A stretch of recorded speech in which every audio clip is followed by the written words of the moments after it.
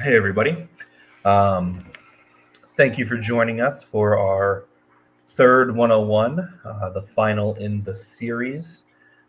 We will, of course, be, as we've said in all of these, we'll be repeating these 101 series at this point quarterly. So this is our final of our initial three organizing 101. Um, my name is Chris Blankenhorn. I'm the Illinois Green Party Secretary, a former Green Party of the United States co-chair, and was Howie's social media and tech director in 2020. And then joining me is Garrett Wasserman. I'll let him introduce himself. Yeah, hi everyone. I'm Garrett Wasserman. I'm a current GPUS co-chair of the National Steering Committee, and also I've in the past been various positions within the Green Party Pennsylvania, where I live, including ballot access coordinator. So that kind of intertwines with what we're talking about today, with organizing toward, not just organizing toward action as well as elections. So should be fun today. Thanks for joining us. Yeah, so as was mentioned, we're going to be talking about organizing today. Um, like I said, this is the third in our series that we did. We started with the Green Party 101 in January. Last month, we did a uh, Socialism 101, and this month is Organizing 101. And these are being put on by the Green Socialist Organizing Project's Education Committee. The Green Socialist Organizing Project was formed uh, after the 2020 election by the Howie Hawkins campaign as a way to continue, building the movement and focusing on some key areas, one of which was education. Um, so you can learn more about this series at greensocialist.net/101s. You can see all kinds of other stuff we've been doing on there. Sign up to get email notices and all that. But tonight we're going to be talking about organizing. It's a really important conversation for Greens to be having. It's a kind of a topic in the Green Party, a source of major debate for a long time. Um, the party has split in the past over the fight between electoralism and movement work. Um, that was a key part of the split between the Green Party USA and the Association of State Green Parties. And then that's all merged back together into GPUS, but the current incarnation of the Green Party.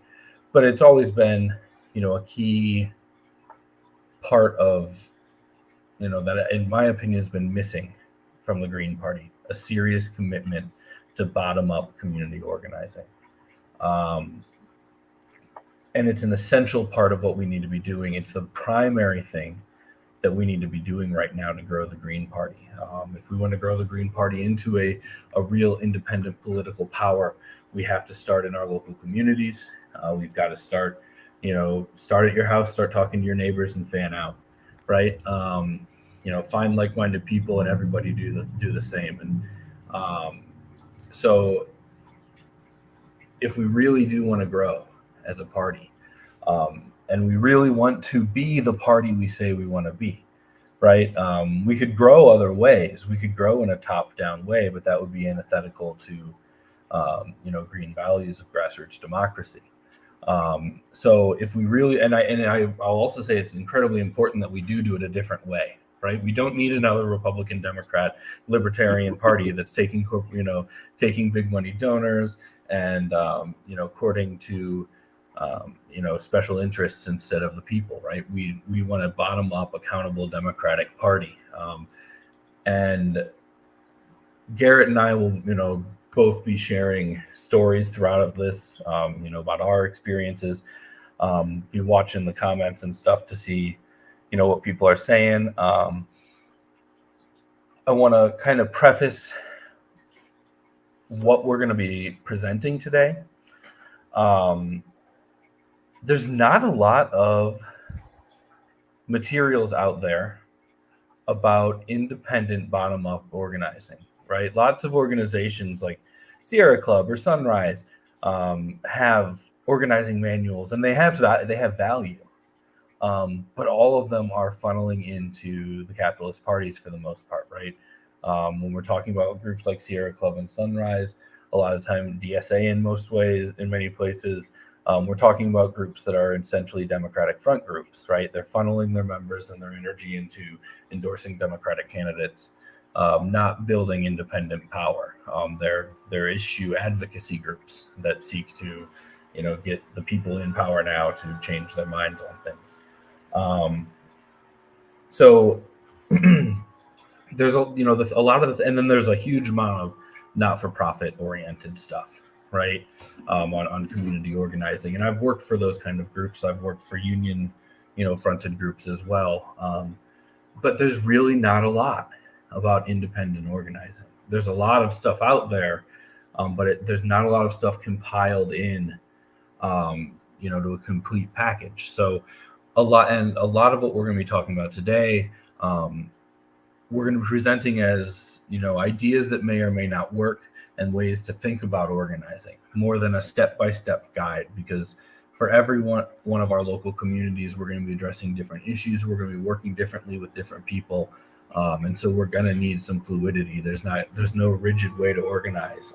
It's a very, evolving and precarious thing when you're actually on the ground doing it. So I just wanted to kind of preface saying that, we're going to be taking from people who may not be oriented the way we are, but the way that they break things down is a good way to think about things. So even if we aren't following their overall methodology, we're presenting a number of different organizing strategies and philosophies as a way to kind of begin cobbling together a bottom-up Green Party strategy.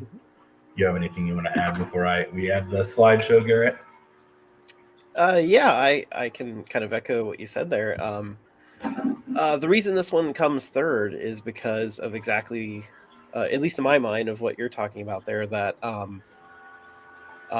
independent organizing for elections and action, like we're talking about, is something that not a whole lot of compiled materials exist for. Even though it was a strategy that was very successful in U.S. history and, of course, various parts of the world too. So much of what we know as organizing today is really funneling people into the Democratic Party. So we kind of have to revisit history and learn from history so that we can organize our independent power today. So, our first two streams we had Green Party 101. So if you've seen that, hopefully you remember our key values and kind of feelings of the Green Party. So when we're looking at organizing techniques that come from different organizations, it's important to kind of keep them in mind with that green mindset of our key values and our goals, so that we can determine what's the best organizing style that actually fits with our values and our goals. And then, of course, we had Socialism 101 as our second 101, where we talked a lot about what socialism is, which is a very important thing that you have to understand what it is and to have it clear in your mind before you can have conversations with other people. So, it's important to be familiar with the topic, and also, again, to learn from history, from socialist movements of the past, and what their organizing strategies were, and what the positives were, and what the negatives were, and what we can learn from both the successes and the failures for the modern era. So I'm excited about it. So I guess we should jump in, and if you're ready for it.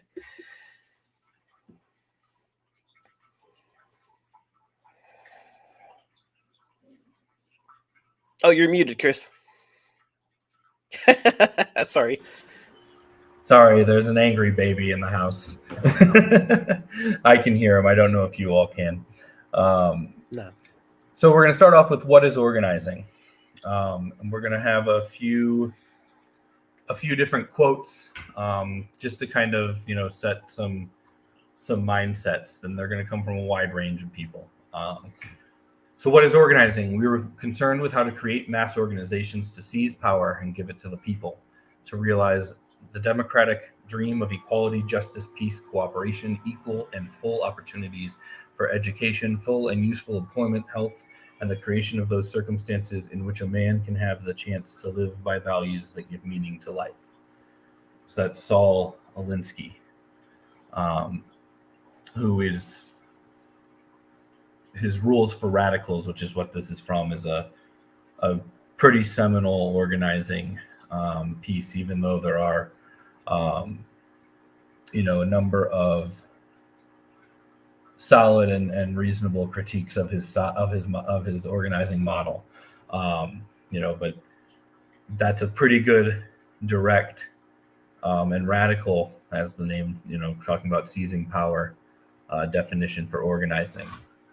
The Green Party defines it as organizing means engaging with society, doing, not just thinking or talking. There's a little disconnect there between the Green Party's organizing manual and their strategic plan, which is mainly an advocacy strategy. But that's exactly right? That organizing is about doing, and later we're going to have a definition of organizing that takes it further that I think is really accurate. But it's a step up from just saying you support something or advocating for something. It's organizing to get change to happen. Lee Staples said organizing is a bottom-up philosophical approach to social change, not simply a method to achieve it. I think that's an appropriate quote from Staples, because we're going to have some of Staples' work in here, but Staples' work is not necessarily oriented towards the kind of organizing that we're talking about it all the time. So, that's an appropriate quote from him, because we're going to kind of be advocating, picking and choosing from him. And then Abby Hoffman, the key to organizing an alternative society is to organize people about what they can do, and more importantly, what they want to do. And I think that's a really important one. If people aren't passionate about the work they're doing, you're not going to get commitment out of people. You're not going to get reliability out of people. It's one of the problems I think a lot of Greens and other organizations have with kind of volunteer engagement, which isn't even organizing, it's like mobilizing.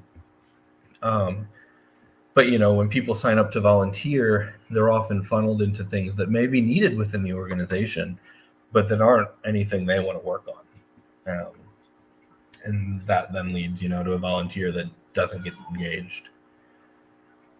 You have anything, Garrett, before we jump? Yeah, I think these 4 quotes are, when you look at them all together, they paint a really good picture of an organizing mindset. That first we have to be radical. First we have to have a radical vision of where we want to go. And that was, again, what we talked about in Green Party 101 and Eco-Socialism 101. That's the vision we want to put forward of the kind of society that we want to live in, where everyone's economic needs are met, where we're living in harmony with nature, we're living sustainable lives, all that stuff. You have to have that vision and be radical enough to say, we can do it and we're going to organize for it. And then once we've made that decision, we have to have the mindset that we're going to do things and not just talk about eco-socialism forever, but actually do things and think about how to actually link our work toward that vision of the future. It's got to come from a place of our values. So I think that's the kind of the value here of the philosophical quote, right? It has to be informed by our green values in order to actually be effective organizing for the direction that we want to go in, or because otherwise you run the risk of actually organizing against what you're trying to promote. And this happens a lot, for example, in the Democratic Party, where very progressive people want to see change happen, but then they put all their energy and money and time and things into actually growing the Democratic Party that fights their interests. So, we have to start from kind of first principles. And then, of course, last but not least there, organizing has to be around what we want to do.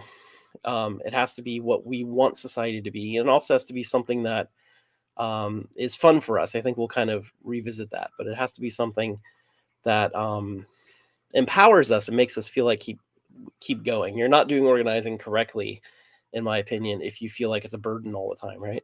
Because you're just going to burn yourself out. You're not going to win the goals that you're actually set out to win. So I think these quotes together are really painting a broad picture of what organizing should look like for Green Socialist. And of course, we'll get more into details here, but kind of think of these 4 all together, I think, as we go through the next slides.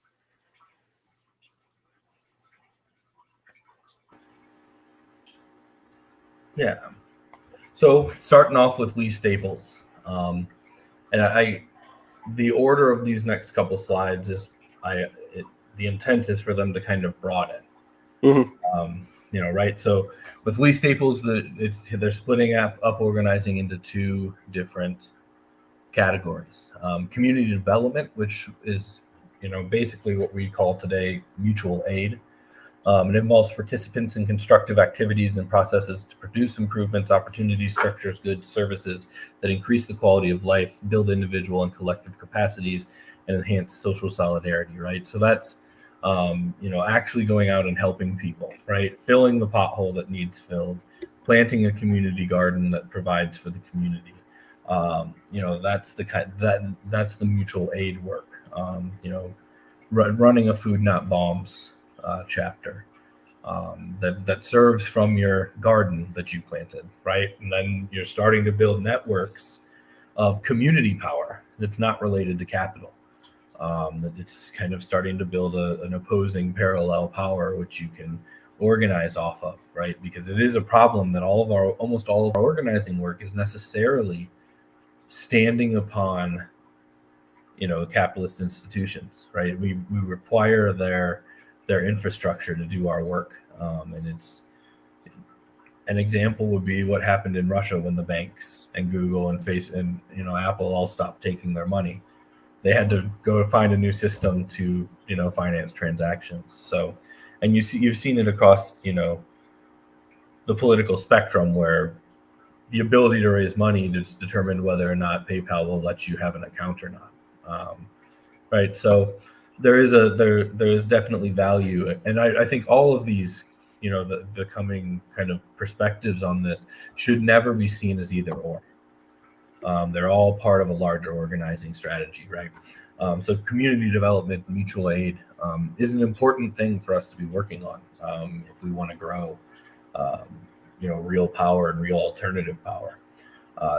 The Lee Staples kind of balances that, the other side of that with social action, brings people together to convince, pressure, coerce external decision makers to meet collective goals, either to act in a specified manner or to modify or stop certain activities, right? So that's your basic advocacy work, going out to city council and speaking or supporting a bill that's being made by the powers that be.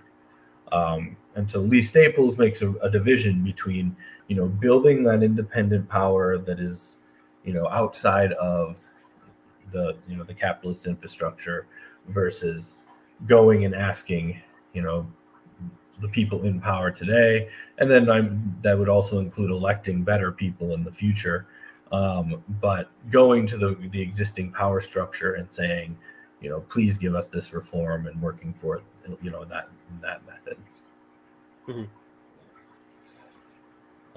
Both of them share a common goal of resolving concrete problems, but the former employs adversarial strategies. So social action employs adversarial strategies to push external targets, whereas community development takes a cooperative approach to solve problems internally within the community or the organizing group. Mm-hmm.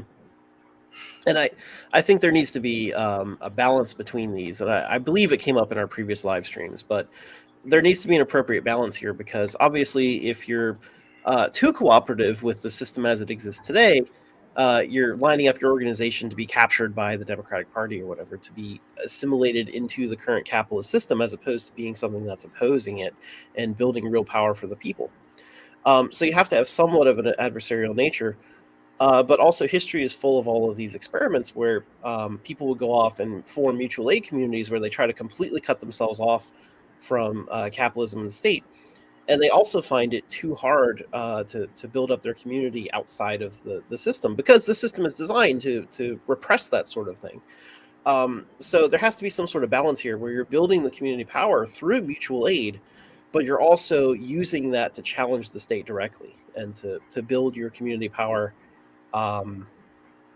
through that resistance, as opposed to just going off on your own, where you're no longer building a social movement. You're just like a small collective that isn't able to really build up to challenge the system. So that's I think another mindset here. You don't want to go too far in either direction, I suppose, right? You want to Yeah, find and the I nice think balance. it's important too to kind of understand, in some ways, unless you have a broad-based issue that you can engage in social action on, in some ways, the more community development route is the better early tactic, because you need to build the relationships that you can then, actually take social action and achieve change.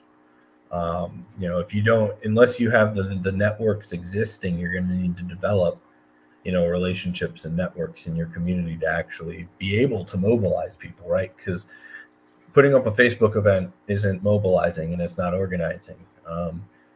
Declaring a general strike for a day with no backing of any organizations at all, just saying it as one person or one group, that's not organizing, and that's not, if you don't have the community support, it's going to be hard to succeed with your social action. So they really have to be entwined. And it's kind of tactically what you're focusing on one time, from moment to moment, what's going to be the better, where you're going to be focused. But it's got to be a balance of both, like Garrett said. So the next one is from Jane McAlevy's No Shortcuts, and she breaks it down into advocacy, mobilizing, and organizing. Advocacy and mobilizing are directed at people who support your cause already. Organizing is a strategic plan to win over those who don't agree. While I don't necessarily agree that you have to be changing people's minds to be organizing necessarily, I do really like the idea of understanding there's a difference. I think too often we get stuck in calling mobilizing existing supporters organizing. And it's a big part of why we don't grow, because we're not out trying to, and this is very much pointed towards those who don't agree. For a green orient, and that's that's McAlevy's language. But for green socialist organizing, for grassroots, independent organizing, I think it's not so much those who don't agree, but those who are disengaged, right? The Green Party and independent socialists, organizers need to see the largest voting bloc in the country every election, non-voters, as our greatest, opportunity. And so, I think understanding the difference between mobilizing the people you have and organizing in those you don't, and it could be that they disagree with you, but it could be just that they don't, not even that they don't know, but they just aren't engaged politically, and that you need to then get them engaged. So while I think that this definition is a little harsh in what we call organizing, I think it is a very important distinction. So to break them down a little further, advocacy is supporting others, such as a union or an organization, to create social change on your behalf, based in the belief that an elite can influence the current system on behalf of the people, yet generally does not involve the ordinary people in action or leadership. I would say this is the Green Party wants to be the organization of social change, right? And the struggle is we're trying to create one that isn't an elite and that does involve ordinary people in active leadership. This, again, is where the perspective from which the author is coming from is not necessarily the green perspective. But I think it's a good explanation of kind of a level of engagement, right? The people who donate but don't do it, they don't show up to anything, right? They want to support the party and they donate, and that's all they do. And that's a role that will happen throughout organizations. Mobilizing is things like protest rallies, attending and speaking at a city council meeting, inward-based, building-oriented.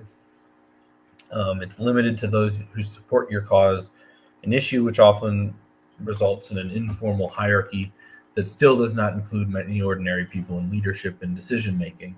I think this is a perfect description of the not-for-profit, what is often called in the left, the not-for-profit industrial complex, where astroturf groups, right? Whereas we're a community organization, but there's actually paid organizers usually taking direction from outside leadership, who are guiding what's actually happening and what directing the energies of the community members that are involved. And then organizing is actively working to change the minds of those who disagree or are not engaged in your cause. So I guess McAlevey even says who are not engaged. Focus on building a mass movement of ordinary people, bases expanded through education and training with leaders emerging organically. So what she's describing there is exactly what we're, Greens are generally trying to organize towards. The problem is we haven't focused a whole lot on education and training, which is why the Green Socialist Organizing Project appeared. That's why we're here. It's why I ran training stuff when I was young enough to be in the Young Eco-Socialists.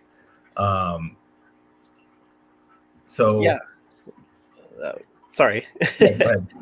Yeah, I was going to jump in there and say this book, No Shortcuts, I like that title because it kind of reinforces that there's no shortcut to actually organizing. And that's a mistake a lot of people make, that like, well, if I set up a Twitter account or something, then that's organizing, and then we're there. And then we built a movement, we're there, and no. There is no shortcut. Organizing is hard work and a lot of, we'll get to it in a moment, but a lot of conversations with people that eventually change their mind and bring them over to your side and get more public awareness of issues and things like that. It takes time, it takes effort, and there is no shortcut. You have to do it. McAlevy's book is mostly oriented toward union organizing. So if you're interested in workers and unions, that could be an interesting book for you. Like we're saying here, it's a little bit different from what we're trying to do as part of our Green Socialist movement in the Green Party. But I think especially the first chapter is pretty good because it discusses these differences.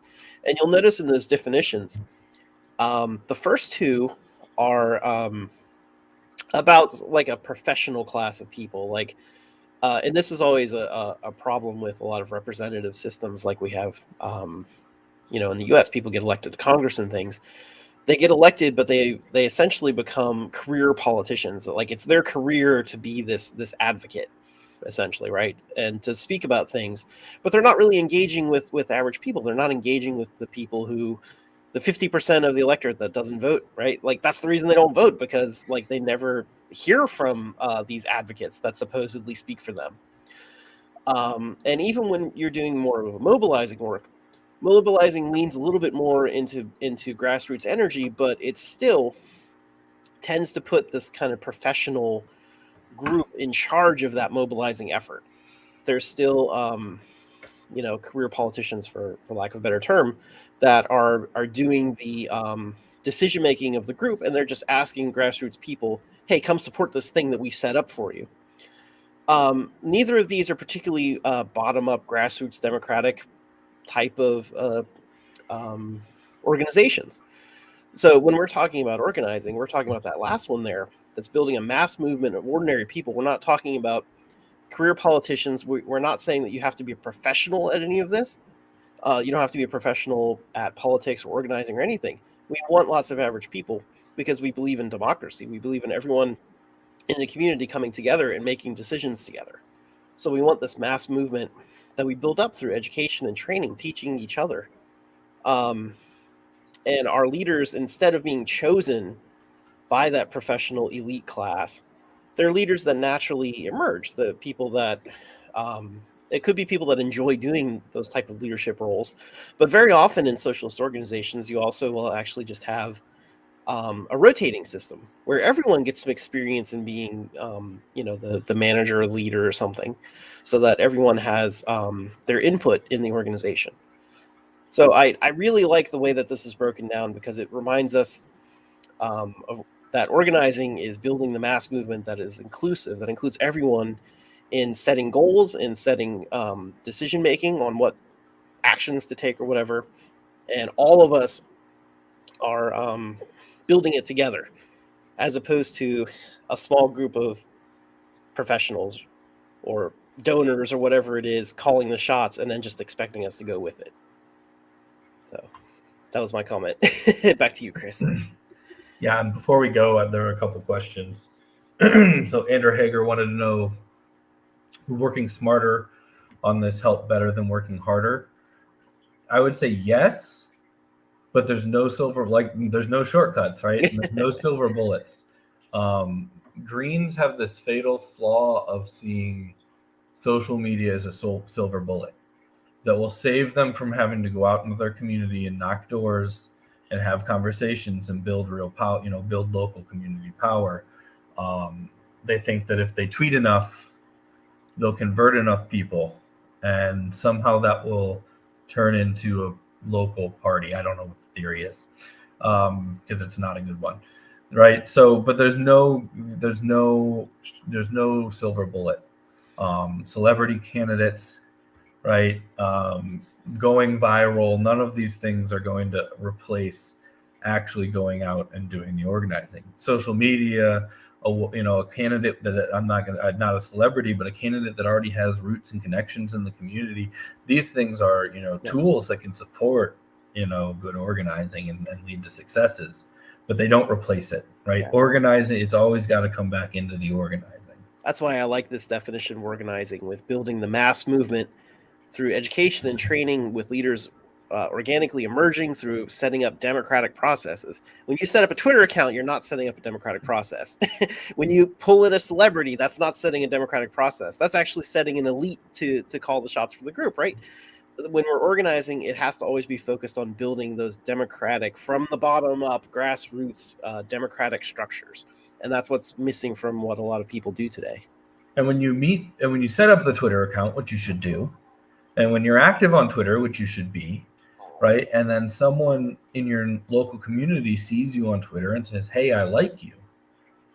The problem is, if you only have the Twitter account and there's no actual material on the ground movement or party, there's nothing for them to engage in, right? So you just made the conversion, which is really hard on social media and especially on Twitter, right? You actually made the conversion, but there's nowhere to direct the energy. So it just dissipates out into a void.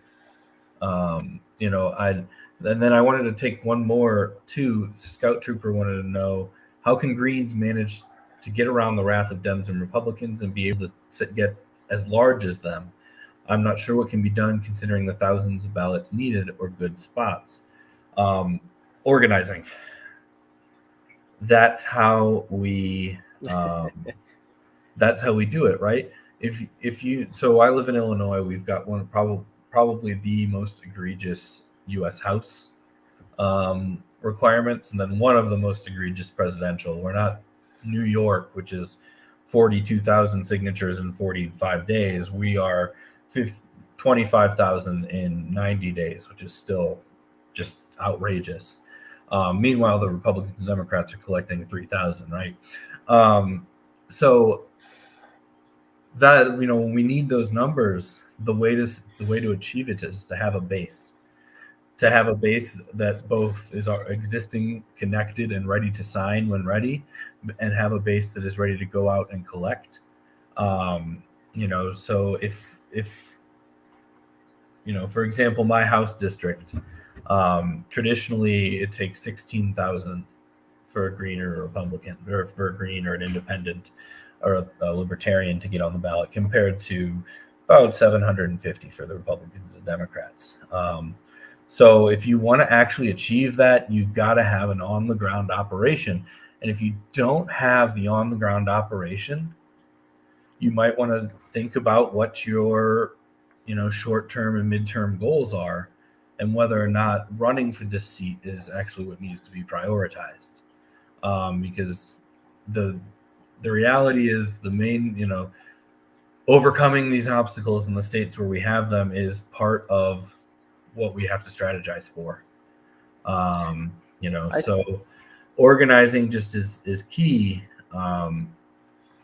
I think it's also beyond the ballot access too. Kind of reading into that question, the way I sort of interpret that too is also, let's say, pushback in the media, right? The Democratic and Republican parties control a lot of the media, and they can push out a message that says, Greens are terrible, and try to confuse the issue on things, or attack us, or whatever's happening. And that is true, but I think what's important to keep in mind is exactly what's on the screen here. The Republican and Democratic Party don't believe in actually having grassroots democracy.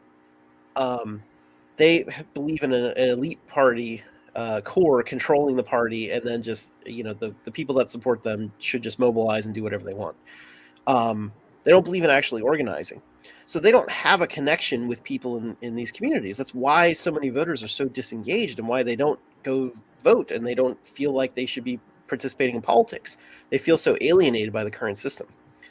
And in that scenario, they can use corporate money or whatever to throw in the media whatever message they want, and maybe their core base listens to it, but not all the alienated people.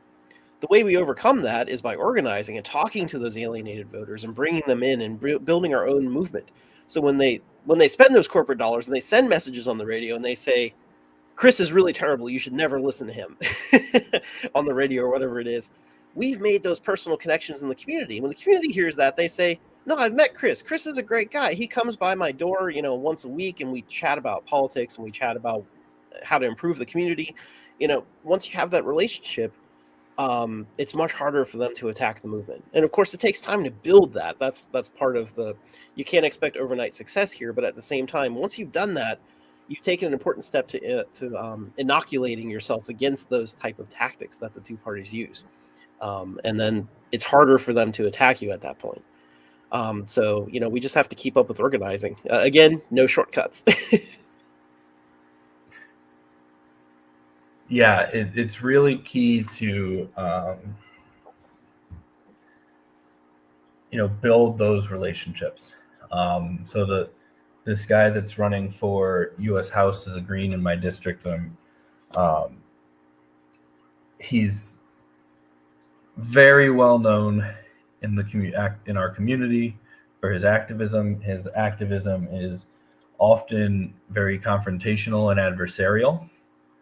And he has successes, though, right? Like when I live in Springfield, Illinois, which is where Lincoln lived when he was elected president. And there was a guy who ran a flag stand that sold Confederate flags. So John made a big deal about it, and the guy stopped selling them, right? And he basically was like, you can't sell a Confederate flag in Lincoln's home, man. Like, you can't do that. And so, but John is also the type of person that when we got 14 inches of snow last month, he spent 12 hours out shoveling people out of their driveways for whatever they could, for free or whatever they wanted to give him. He's an unemployed stay-at-home dad. He, dug people out, and he dug one guy out and, and said, hi, they introduced themselves after they got the guy pushed out, and he said his name, and the guy goes, well, you're not what I thought you would be like. Right? And so that guy, the next time someone says, John Keating's an asshole, he'll go, no, he dug me out of the snow and he didn't even know me. Right? And when the guy said John said, this is what we do. We help people. Right? And so that interaction, that one person, like Garrett said, will be like, I don't know if I take you seriously, person that's attacking, person. So it's all about those relationships, right? The people who don't vote, they've been lied to by politicians, right? And that's why I don't, Greens that really lean hard on our platform, words ain't shit, right? Lots of politicians have come into these neighborhoods and said lots of things. It's about building relationships. It's about working with people. It's about showing that grassroots organizing and grassroots community work can actually succeed. I worked as a field director for a community organization in the past, and we were doing a community cleanup in one of our neighborhoods, and so we contacted the park district, and they were great. They gave us chainsaws, a whole trailer full of stuff that we could use to go through the community and clean up. And then we contacted Public Works, about what to do with all the trash we collected, because we're doing their job, right? This is stuff coming out of alleys and stuff, and they weren't interested in helping us. They said we had to deal with it, which would have meant paying $60 a trailer load to take it to the dump.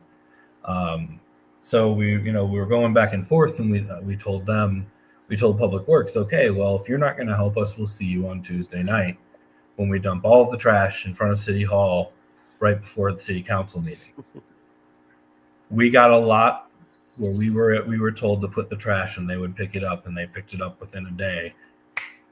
As soon as we said something like that, right? As soon as they realized, like, they're going to load this up in trucks and they're going to dump it in front of City Hall. And then they're going to go in and tell them why. We got a victory, right? And those people at later meetings were talking about who in the community was going to run against the city councilman that didn't even show up for the community cleanup, who lived in the neighborhood 2 blocks away from where we were doing it, right?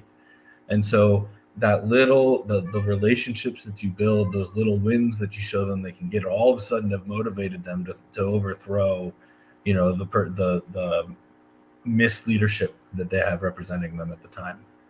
So, how do we get past it? It's all about those relationships.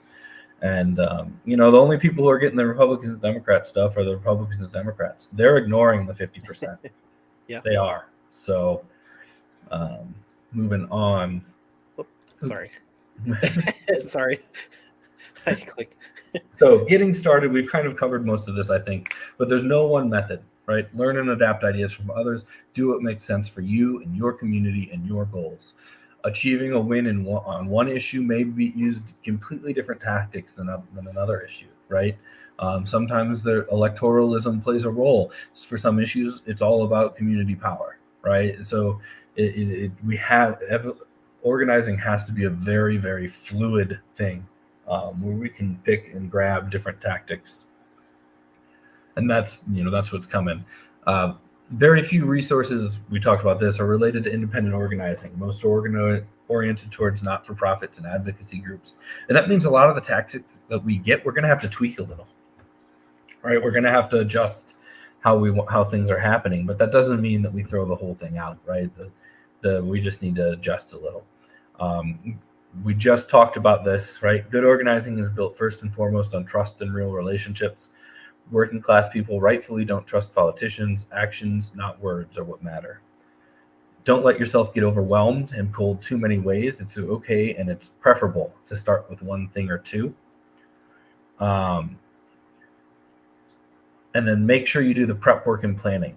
If you're always shooting from the hip, you're never going to be effective. And I think those last two kind of go hand in hand, right? If you're trying to do too much, Greens are often pulled into things, especially running for office, because they feel they have to. They feel that if they don't, no one else will. But they don't have the foundation built to actually have a successful run, right? A common question is, who's going to be the first Green congressperson? And it's not a who, it's a where. It's what location, what congressional district can put together a strong base and a strong group of networks and connections with community leaders and other organizations that they can actually raise the money, compete, and win a congressional race. Sure, a charismatic candidate with connections into the community will be great, but for a congressional level, will help a lot. But for a congressional level race, you have to have the infrastructure. So you've got to make sure you do that initial planning. You've got to make sure that you're not overextending yourself. And I would also highly recommend that you start with something that's achievable and you escalate and you work your way forward. Don't start with this massive, because we live in a system, in a society that is completely decimated by capitalism, right? The problems that need to be solved are massive. Zygmunt Bauman called it negative globalization, right? We can't let these systemic problems be pushed off to individual solutions. It's just that it's gotten so huge, the scope of the things. Even if we just pick one issue like climate, like the amount of things that need to be done is just beyond real comprehension almost. So it's really easy to see that and feel that you don't have a solution and that you get dejected and overworked and burn out and be done, right? So you definitely make sure you're looking at things in your community that you can actually have an impact, right? You get a few wins and all of a sudden people are showing up. You keep bringing people into losing battles and eventually they get dejected. So we've got to make sure this is where smarter, not harder comes in, right? If you don't have the energy to work on 10 fronts, you've got to be really smart about the one you choose to work on. So. Yeah, I agree. That was the part I wanted to emphasize, that when we say it's okay to start with one or two things, it doesn't mean that we ignore all the other issues, especially in light of what we talked about with Green Party 101 and Eco-Socialism 101. Many of these issues are intersectional and they're all intertwined with each other. So, we're not putting things off. We're not saying don't handle those things. But what we're recognizing is this kind of snowballing effect. You start with a small snowball and it rolls downhill and it gathers more snow as it goes, or the rolling stone, whatever the analogy is, but you know what I mean. It's important to start with something smaller. If you're starting with a new group, that is, right? If you're a relatively new organizing effort in your community, you don't have much infrastructure or people yet, you're just getting started, pick one or two issues that are smaller but are important and can make some difference in your community. And as you get those wins, more people are going to come in and you're going to have more resources, more people. Those people are going to have different backgrounds and experience and all, to where you could potentially tackle more projects in the future. So, don't feel bad that you're starting with one small issue, because that is literally how it starts. And then you build from there. Yep. And Cody, Hannah, that's going to be in a couple slides. So first, setting goals, right? Like we said, you don't want to be shooting for the hips. We have a few different ways to think about things. The first is Miriam Kaba. Questions I regularly ask myself when I'm outraged about injustice. 1, what resources exist so I can better educate myself? 2, who's already doing this work around this injustice? 3, do I have the capacity to offer concrete support to help them? And 4, how can I be constructive? Those are generally all oriented towards kind of feeding into someone else's organization. But I think they're important for us to consider as, to get in the mindset of someone who's just recently activated, right? So someone sees someone sees one of Howie's on Saturday, someone watches on Saturday and they see Howie and Matt Ho, and they really like the conversation and it activates them on something, right? So this is the kind of thought process we want to help them get through. And that's why the Green Socialist Organizing Project has an education, working group, so that we can start to try to help better educate people on things, inform people on issues, that kind of thing. And then help and hopefully funnel them into, an independent political organizing project like the Green Party. Lee Staples, I think these are a really good 4 ways to think about what your organizing sample is, I guess.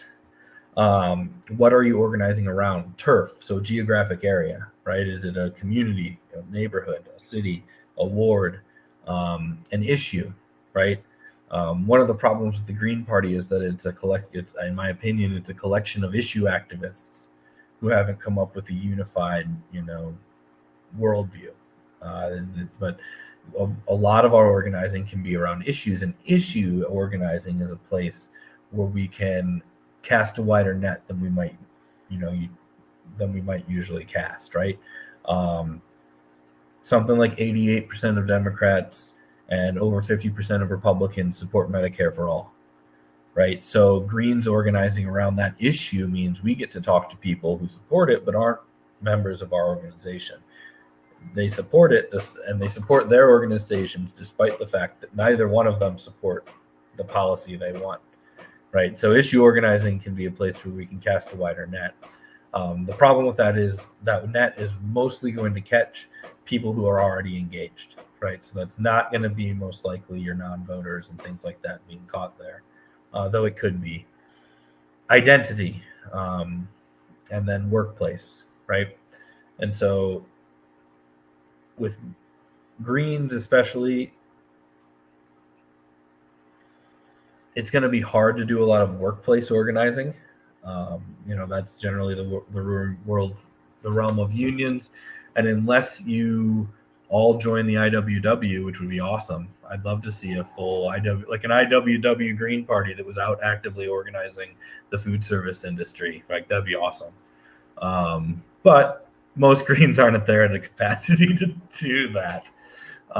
Right, and the same with identity, we tend to be cast a pretty wide net with who we represent. So I don't know how much we would be organizing directly around identity as opposed to issues related to identity. I think would kind of be where most Greens would float. And then Lee Staples also said, I think this is a good way to think of things when you're talking about, how to achieve success. Who wants what from whom, and how can it be accomplished? So who, which is your membership, your structure, right? We, us. What do we want? What do we want as the objective and goals? Whom is the person and institutions that we're acting against, and how are our strategy and tactics? So I think these are all kind of good things to have in your mind as you're organizing. The first one kind of being to kind of understand how onboarding, right, and what steps you need to get someone to be not just a supporter, but somebody who shares a common worldview and strategy perspective. This could be things like reading groups and stuff, which Bookchin was really big on, reading groups to establish a common political ideology. And then, thinking concretely about what are you going to actually organize around, community and issue, and then thinking through, okay, we're going to organize around this. Who wants what from whom, and how can it be accomplished to get there? So, Garrett. Yeah, I agree. The first set there is good for thinking about how to bring in new people, because when they get fired up, we've all been there. That's probably how we all joined the Green Party in the first place, right? That something just really gets you angry and fired up, and just, I have to do something about this. And people will immediately start, running Google searches. They'll look online. They'll try to figure out, where's the place do I belong? Where's the place where I can be constructive, like that fourth question there. So I think when you begin organizing and you're setting your goals, you should think about how you're going to answer that question. Why does somebody want to be in your organization? Why does somebody want to be in the Green Party? And we should have some answers available to that. I think we talked a little bit toward those ends in our Green Party 101 and Eco-Socialism 101. We have a vision of a world that we want to reach. And, we have ideas on how to organize for it with both electoral strategies as well as direct action strategies. But you probably want to make your own local take on that, local spin on that. How is it going to directly impact the lives of people in your turf, in your neighborhood? That's probably where you would want to start if you're thinking about creating a new local organization or local Green Party. So that's important to think about. And then I do like that last one there too, to structure exactly what your goals are. Think about who needs to be involved in that. Like, how many members do you need? Who is the membership? Like, is it people that live in a certain area or have a certain identity, or what's going on there? And then think about who you have to act against, or who you have to pressure, right? Because depending on your goals, it might be something different. It could be your local municipal government. It could be like a county government. It could be a county agency. For example, like EPA is federal, but I think most of the states have a version of that, right? It's called the Department of Environmental Protection, EPA. So you might target the DEP, for example, who has the power to act, basically, so that you can decide who you need to pressure and who you need to organize against. And then once you've identified that, you can pick the appropriate strategies and tactics from the list. Like we said, this is all a very fluid process, and it depends a lot on who your members are and what your goals are and what the local conditions are, whether you live in an urban area or a rural area, or all kinds of factors. So unfortunately, we can't hand you, a blueprint or a checklist on this stuff. But, hoping that setting the right mindset here and giving examples of what other people have done will help inspire you to find the right thing for your community.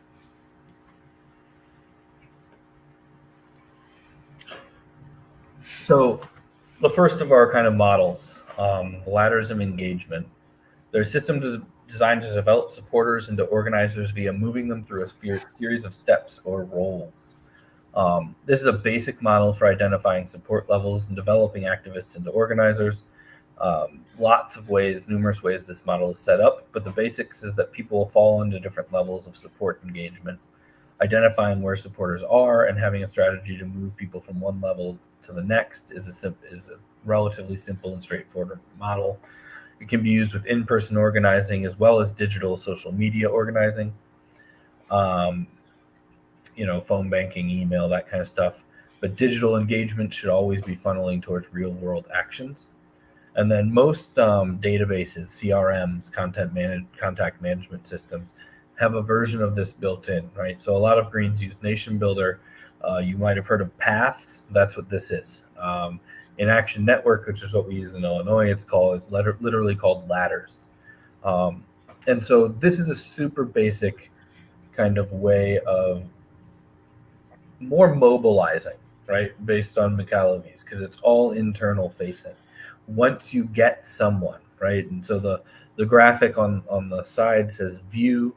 You move them from view to share to volunteer to donate to recurring donate to advocate, right? And the strategies for doing it, and those don't have to be, that is obviously a social media start kind of model, but it shows the steps, right? And that's what in Illinois for a while, we used a ladder system, where we took someone from being a county level organizer to a regional level organizer to a state level organizer. And there were processes and trainings and all kinds of diversions that happened in there, right? Like when you went to state level, it wasn't just a universal thing. Like, were you a volunteer coordinator? Were you a tech person doing website stuff, right? So what it meant was kind of unique for everybody in that system, but it gave our staff organizer at the time a way to evaluate everyone, right? And I mentioned earlier, some people are just going to donate and that's all they're going to do. And so, for us, I guess it started as like supporter, which is like you signed up for our email list, and then probably donor, member, and then we start getting into organizer, right? Mm-hmm. Because the donors are just donating, and in Illinois we have a dues-based system, so there are plenty. Most of our members aren't actively engaged in the state party, and many are not actively engaged in the local party, right? They just support the party. They vote for us and they don't really turn out. And so ladders of engagement is developing, the idea is to develop a strategy to move people from different levels, right? So if you've got a supporter, you make sure they're getting emails, you make sure they're getting contacted and invited to events by that your local party or local candidates are doing. You try to give them enough quality engagement and enough quality content and opportunities to be involved that all of a sudden they now they've donated, cool, now they've shown up to an event. What's our next step? How do we get them to come to the next one? I think that's a good segue into the just mentioning a lot of Green parties. The only opportunity to engage is a business meeting. And you're going to lose so many people if that's your only opportunity for engagement. Not all people are ever going to sit through a business meeting, right? There's a subsect of supporters who are just never going to come and sit there. That they don't want to do that. But so you need to make sure you have a lot of opportunities to do it. Kind of pairing with the ladders of engagement, like I said, that it's meant to be like, if you're not doing any organizing, start at least with ladders on the people in your contact list, right? And start working through. The ladders is like a simple start off point to jump. And so there's that part of it, that we can use it. But another, a simple model that I would point to is pre-COVID. A lot of green parties were pretty devastated by COVID in terms of their activity. But there was a local in Southern Illinois, and they had three things every month. They had their business meeting, they had a socializing, they called it green drinks, and it was at a local bar where it was just a social activity, social opportunity for members of the party to socialize and build relationships, but also for new people to come in a less formal setting and have green conversations with members of the party. And then they always had an education event that was almost always partnered with other organizations, right? So they're building those relationships throughout the community by working with other people. It helps them cast a wider net, right? If you work with a Medicare for All group, and the Greens are on the panel, and the Green on the panel is aggressive in calling for Medicare for All and aggressive in pointing out that the Democrats haven't done it, you might get some converts from their lists, right? Who wouldn't have necessarily came to your thing. But that, if you're doing nothing with your current stuff, like start an email list, start sending emails, start identifying basic ladders and moving people through. And for your basic meetings, if you can do even just a social event and a meeting, if you can't pull off, a rally once a month or an educational event once a month, but giving people multiple opportunities to actually enter the organization. Frankly, the way that most people are introduced is a turnoff, and they never come back. Yeah, I agree with that. We've had that experience in my local Green Party. You definitely need multiple ways to get involved because there's different people that have different interests, different goals, different amount of free time that they have. So some people have limited time, and they might want to spend that limited time doing a particular activity. So you want to make sure that there's plenty of opportunity for people to get involved. We invite people to our local business meetings, and you're right, it can be a snooze fest sometimes. And so for one hand, I think that also that could also indicate that you might need to change up the format of your meeting and not make it so boring and bland at all. One thing that we experimented with, and again, this was all kind of pre-COVID, so we're kind of like figuring out how to get all this stuff back together. And so some of it has been done online to varying success. Some of it will potentially come back in person. We'll see how things go. But we did things like at our business meeting, set aside a good chunk of time for an educational presentation, to have somebody come in from the community and talk about a local issue that's really important, or maybe watch a short documentary on YouTube or something together and talk about it. And that way people are learning about it and enjoying the discussion with each other. It's not just formal I motion to second the motion of the sometimes you need those business processes in order to maintain fairness in a democratic system. But we do have to recognize that people don't join organizations to do Robert's rules. They join organizations because they want action, and they want to see the fruits of their labor. They want to see something come out of that action. So while the meetings are important, we have to have more than that. So make educational events, make reading groups, also have social events, because you need some fun, you need to not burn out, but also those social activities are where we build trust and camaraderie with each other, where we learn more about each other. And again, once we have that trust, we were talking about media a moment ago, if someone tries to come in and disrupt the group and say that there's some kind of problem, or make accusations or something, each other, and so you can discuss it together, and you can find some way to handle the issue, or to get through it, and that's very important too, actually. I will also say, last thing on this ladders thing is, while this particular graphic is for social media, I want to point out that it integrates in with what we were talking about earlier with organizing from the grassroots. You start at these lower levels where somebody's just kind of a follower, supporter, just is curious, but they're not quite ready to get engaged yet. They just kind of want to see what's going on, and that's okay. Include them on mailing lists, but maybe don't invite them to the business meeting or whatever, right? That might be too much for them at first. But once someone does get involved, then you can start inviting them to things like that. Hey, we have action coming up, we have a reading group coming up, we have a business meeting, you can come to that. And as they come to those things and they get more active, you'll see, like we said earlier, leaders will naturally start to come up from this process. Like leadership is kind of a top rung of this ladder.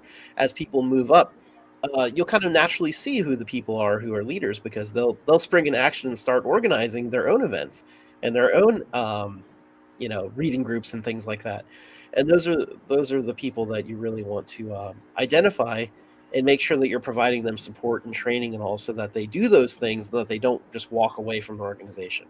Because those kind of people that are so active and committed, if they're not seeing progress, if they're just seeing business meetings and nothing happens, then they're just going to disappear. They're going to ghost you, right? They're going to walk away. They're going to go try to find something else to put their effort into. So, it's important to keep people engaged in different ways. And a good way to do it, I think, is this ladders way, to kind of gauge who needs,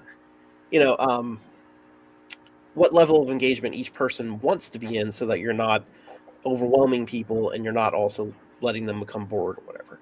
And CRM is software, like getting a website and all, is it's obviously designed for this kind of thing. But if you're just starting an organization and you don't have money for website or whatever, my local party, we were literally just doing this in like a spreadsheet. We just had like an Excel spreadsheet. And if you just have a couple dozen members, you can put name, email address, and then have like ladder and then rank them all, right? Say these are ladder 1 people, these are ladder 2 people, these are ladder 3. And that was what we did for a while. That, the ladder 4 people were all the ones we invited to the business meeting. And so they would come and we'd make decisions, and we decide to have a rally on Saturday, let's say, right? Then you let the ladder 3 people know, hey, we're going to have a rally. Do you want to come make signs with us or whatever? And then once that happens, you can send out an email to all of your ladder 1 people who are just kind of followers, and just say, hey, we had this event, we had a lot of fun, here's some photos and all. If you want to be involved in the next one, do this thing, sign this petition, sign whatever. And you move them up the ladder so that they know how to get involved, but you're not overwhelming them if they're not ready for that yet, right? So, that's all. Back to you, Chris. Yeah, and Cody Han wanted to know the difference between an activist and an organizer, and how do we and how do we transform them? Garrett mentioned it. I think it's important to understand that some people are never going to rise above a certain step. That's where their level of engagement is, and you could very well push them away by over pushing. They do more, right? So a lot of it is kind of just is interpersonal interaction, right, and understanding. But the big separation for me, activist to organizer, is the activists are people who come to the rally, and the organizers are the people who put it together. So that's the difference.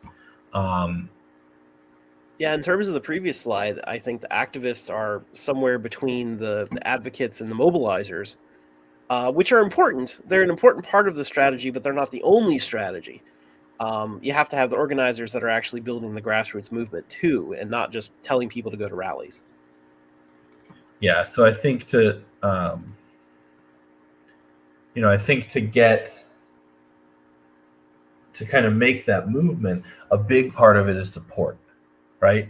One of the big problems that I've experienced in organizing on the left is there's a lot of people who want other people to organize things for them, right? They have ideas that they want other people to carry out. And they often tend to take up a whole lot of room and a whole lot of space in an organization. So when someone comes with an idea, cool, how can we support you, right? And see who starts to take initiative on things. Because like Garrett said, natural organizers kind of just most of the time in small organizations, they very much make themselves known in an earth-shattering way. Right, because in a lot of small organizations, there's not a lot of actual organizing going on, and so all of a sudden, someone comes in and things start happening, and it's actually what I tell Greens who think their local is stagnant. Just go start organizing something. They can get on or they cannot, but they can get on board or they cannot. But just start getting the train moving, and that's what organizers will often do. Now, that doesn't mean that you can't develop people. Right? See who's coming to every single protest, right? When you're having events and rallies over time, You should be keeping track of attendance when you can, best you can. Who was each thing? If you've got the spreadsheet, mark it in the spreadsheet. If you've got a CRM, mark it in the event. And when you notice, hey, that person's at everything we do, start having deeper conversations with that person, right? Or do they want to be in, hey, do you want to come to the next organizer meeting where we actually decide what the next one of these we're going to do is? Right? That they may not be, they may be more shy or not as aggressive to just actually come in and start doing it, right? Or to come up and say, how do I get more involved? But if you see the same person consistently coming, go out and engage, right? And then I highly recommend people,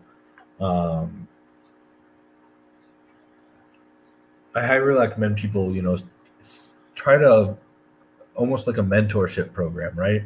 When I was involved in Occupy, every role that we had that was democratically elected in the organization had basically people who could volunteer to just learn under that person, right? So if you were interested in learning how our media worked, you could work directly. We encouraged you to work directly with our present media, chair to figure out how it worked. And then we had regular elections like Garrett had mentioned, where almost always it cycled, right? And the goal was that people with knowledge and skill could pass it off to someone else, and they could take some things off their plate, and then that person could refocus or could keep developing. In green organizations, people are often doing way more work than they need to do, than they should be doing. They need to do it, so they're doing it, but the more work than they should be doing, and it means that they're not doing their best work in what they, where they should be focused. They're doing 6 things over here, and it's keeping them from doing it. So, engage those people who show up regularly.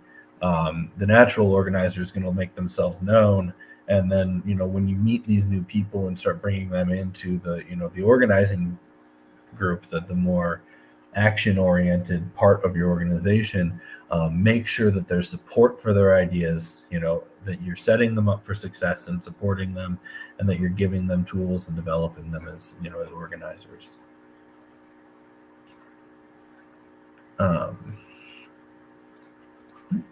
Getting known. Use all possible methods to get your platform and candidates known. Leaflets to TV ads. Today probably includes social media.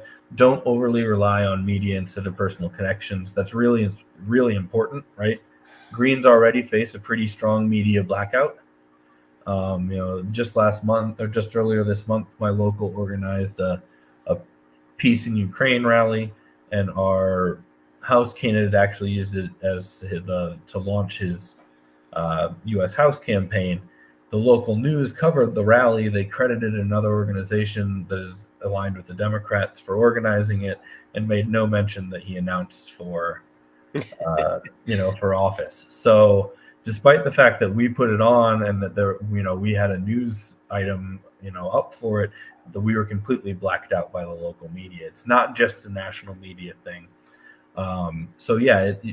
Building power isn't about getting in the news all the time. It's about building those relationships in your community on an interpersonal basis. I will say one thing I will say about the media though is know who will put you in. Right, I'm from probably what we call a medium market. We've got 100,000 people here in my town, but we're a state capital, so we've got a lot of news. Most news agencies, when we do things, only send a cameraman. They don't send a reporter, but that cameraman then gets to choose what goes in, right? So like when we did a rally celebrating Chelsea Manning being released from prison, that it was only a cameraman that came. He asked the questions. I got to talk about imperialism on the news, and that happened because we had a relationship with. I've had cameramen tell us how to arrange ourselves to make ourselves look bigger in the shot, because if we got our minimum wage increase that we were calling for, he would get a raise, right? Nice. So a lot of times it's, if you don't have a relationship with the reporter, build a relationship with, with the local newspaper's photographer to make sure he's getting you in the shot and you're talking to him after. When you see those people, go talk to them and build that relationship, because the way that our, news sector has been gutted. It was a Sinclair company that did that to us on our rally, right? A nationally owned right wing thing. They don't have local reporters. The local reporter is that camera person that shows up. So, name recognition: 80 to 90% of people have to recognize your name. But in time of distrust in government and politics, it's hard to secure voters and new members without first earning trust and making a good impression. Voters look for a bright, energetic, fair-minded candidate first. Make personal contact with local journalists. Write letters to the editor and op-eds. Contribute to local newsletters and visit local events. Upbeat, attractive display on literature and signs relating to genuine issues in local terms. And emphasize door-to-door conversations, leaving literature, if not home. Next slide is going to be deep canvassing that gets deeper into that. But, even so, whether you're talking about community members or the press, it's really about those relationships. That's what, that's what determines whether the news covers you, is whether you have the relationship with the right person that they will, with their editor, cut you. Yeah, me too. I've done that locally where, I don't remember what the first. It was about clean air in my local community. I live not very far from a big chemical plant, so there's just always horrible air quality where I live, and sometimes really awful smells. And so I talked to a local reporter once about it, and told him my thoughts, and just kind of related the chemicals and the fossil fuels to climate change and all, and started talking about a Green New Deal and everything. And we had a really great conversation for like an hour where I told him all this stuff, and he didn't know much about the Green Party, and he didn't know much about me or the Green New Deal or whatever. And so he was asking a lot of really genuine questions. I didn't know that about the Green Party. I didn't know that's what the Green New Deal was. And so now I know him. And so when I could send him emails and be like, I saw this article, and give him my feedback and comments, and talk to him. And I think it's really important to have those local connections with a reporter or a journalist, where you can reach out to them. And it doesn't mean that they're going to publish everything you say or whatever, but you can have that influence on there. They might publish you, but even if not, I've given him the background, for example, about a Green New Deal. Now he knows to look for those kind of things that he wasn't thinking of before. And so you can kind of help lead the media to the right place, not only for your candidates, but also for your issues and the things you're organizing around. So it's all about having personal connections with the media and the people that live there.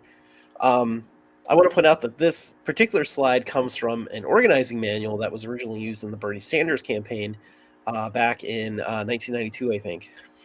I'll say Howie. So Howie sent this, like, printed on a printer, sent it to me in an envelope. Yeah. And he got it in either the 70s or 80s when he was working in Vermont with Bernie. Like the first editions of, this. Yeah. So it's been a long. And it's but what I especially like about it is that while Bernie Sanders is associated with the Democratic Party today, when he was originally running for mayor of Burlington, when he was doing this stuff in the manual and all, he was running as an independent candidate. And so, he organized and won as an independent candidate against, the local Democratic machine. And so there's a lot of important things to pick up here. And in particular, to remind ourselves that we can do it. We can beat the machine, but we have to organize for it. And these are some, I think, important tips to make connections with people in your community and the media. Building name recognition is very important. People will vote for you if they know who you are. If they don't know who you are, they're probably not going to vote for you, and they might not even be very interested in Google searching you or whatever, right? You have to make yourself known in the community, and you could do that through media and various things, creating literature and signs and all. And I think the most important thing here, which leads to the next slide, is making sure that you have a message together when you are talking and building those connections. Make sure you have a message and can talk to people, but also that you can listen to their needs and listen to their interests and relate those concerns and those interests to your platform, to the overall goal that we have as a green socialist movement. And so that's what it's referring to here with relating the genuine issues, like the really deep issues, to local terms. So when we talk about, for example, homelessness, You don't just say homelessness is an issue in the abstract. I mean, it is, but that has a hard time relating to people. They don't understand how that relates to their community. If you can say, I looked up the statistics and there's 500 homeless people in our community, then that's something that rings differently for them, because now instead of it being an abstract thing, now it's I didn't know that was in our community. What can we do about that? And that's where the prep work comes in.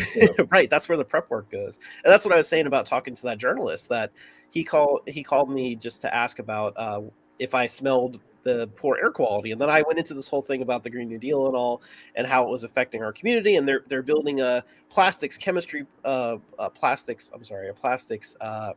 cracking plant just down the river from us. And so, all of our poor air quality is because of the fossil fuels and all these things. So it's relating our bigger picture message of the Green New Deal to this is the result of it. We have horrible air quality where I live, where people get cancer and asthma, and it has direct impacts. And when you can relate that, now the ears are perked up, and now he's like, wait, tell me more about this thing, because it relates to the people here. People see that personally. They see the higher rates of asthma in kids and things in this area, and they say, this is so horrible. Why is this the case? Well, I can point you to it, and I can point you to a solution. And we can bring people around to these things by having personal conversations. And the best way to do that isn't necessarily social media and all. It's actually talking face to face. It's having door-to-door conversations, doing canvassing, in particular, deep canvassing. So I don't know if you have more comments, Chris, or the next slide. Yeah, just real quick. I wanted to say, since we're talking about media, and there will be a media training, I think probably in May, is when I'm targeting. But I wanted to say, in the modern times, when we're talking about media, we're also talking about local podcasts, local blogs, local Facebook groups that are oriented around your issues and things like that. And the other thing I wanted to mention, when it comes with name recognition, especially in neighborhood, in places where there's still a community, right? Like after I graduated high school, my mom moved where she lived, and the place she lived, there was no community. It was a subdivision outside of a mid-sized town. Most people didn't know their neighbors. There was no real community. But in working class neighborhoods, there's still usually quite a bit of community. And in those cases, kind of like, knowing the cameraman will get you on the news better than knowing the reporter.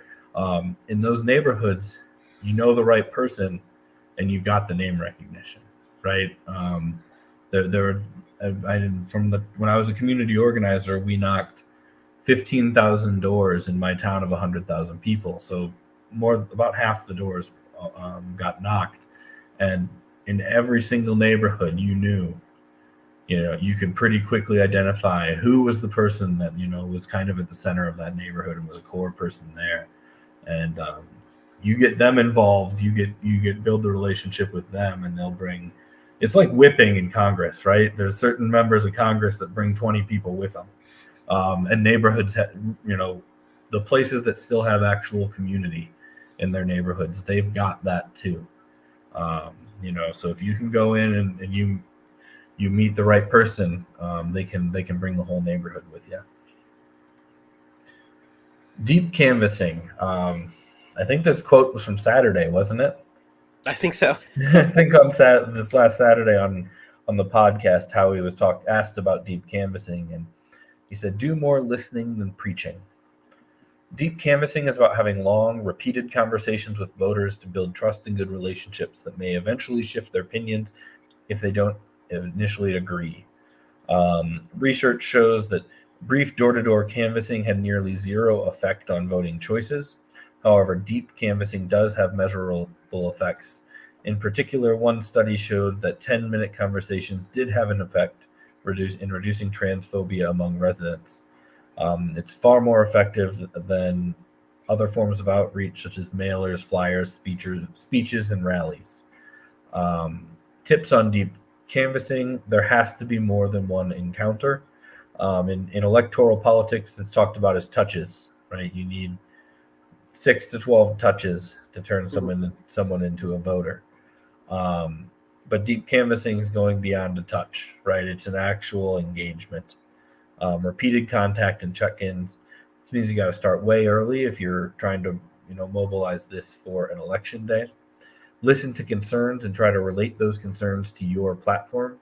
Don't put the voter on the spot with leading questions. Ask what their concerns are. And over time, make small asks and move folks up from the ladders of engagement, right? So this is one way you can, develop people up the ladders as well. The really important thing here, I think, and it goes straight to Howie's quote, listen to concerns and try to relate those concerns to your platform, right? When we're talking about, something like Howie's eco-socialist Green New Deal, what climate crisis looks like, what environmental racism looks like, what air pollution looks like in its sources is very unique to each location. And so we as organizers have to be very skilled at listening, actively listening and hearing what the concerns that people are talking about on the very micro local level. Mm-hmm. And helping expand them out, right? Because earlier I talked about negative globalization, the pressure of individual, it's the idea of if we all bought electric cars, we'd solve the climate crisis. No, we wouldn't. 100 companies would still cause 70% of it, or of emissions, right? So in order to get past that, or help people kind of understand the process of, realizing these changes in problems that are global and systemic, you've got to be able to take that initial manifestation of climate change, right? And then relate it up. So that's your job as the organizer, not to tell them what solutions there are, but to listen to what they have to say, to make connections to the larger, crises that we're dealing with, and then connecting into your organization as a vehicle for change, right? And I'll say from, knocking those doors, working class communities and I come from a county of 5,000 with one stoplight, right? So I know rural communities too. These working class communities, whether they're urban or rural, are ready for a new path. Mm-hmm.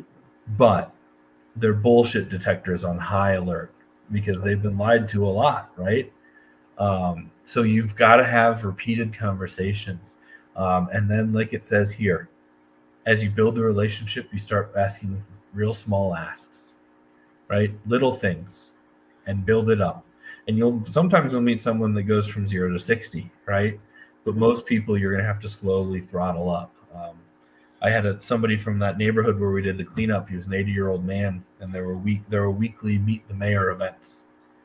So we took him to one, and he lived on the east side of my town, which is the working class and black side of town. And so we're sitting there, and the city had used TIF money on Capitol Avenue, which goes from the Capitol and heads east. And they used TIF money to put a roundabout in. And so me and this 80-year-old black man sit in the rich white mayor's office, and he said, "So why did you build the roundabout so that people would never have to see the black east side? They could leave the Capitol and just loop straight back into the downtown," and we got thrown out, right? And I wasn't sure how he was going to respond, and we're walking out, and he goes, "When's the next one? We're going next time." Right? And so you make these small asks. The working class doesn't need to be told about these things. They experience and live under capitalism, under climate change, under, sexism, racism, transphobia, homophobia, all of it. They experience all of it in very real and visceral ways. They don't need an academic explanation. They understand it. They understand oppression. Our job as organizers is to help connect those oppressions into the larger, systemic problems, and then to really get them involved in the mass, bottom-up grassroots solution. Yeah, to train them to be their own organizers and build their own community power. Get off our white horses, right? Stop advocating for people and seek to empower them to, speak for themselves. Yeah, exactly. That's what the grassroots bottom-up organizing approach is really about.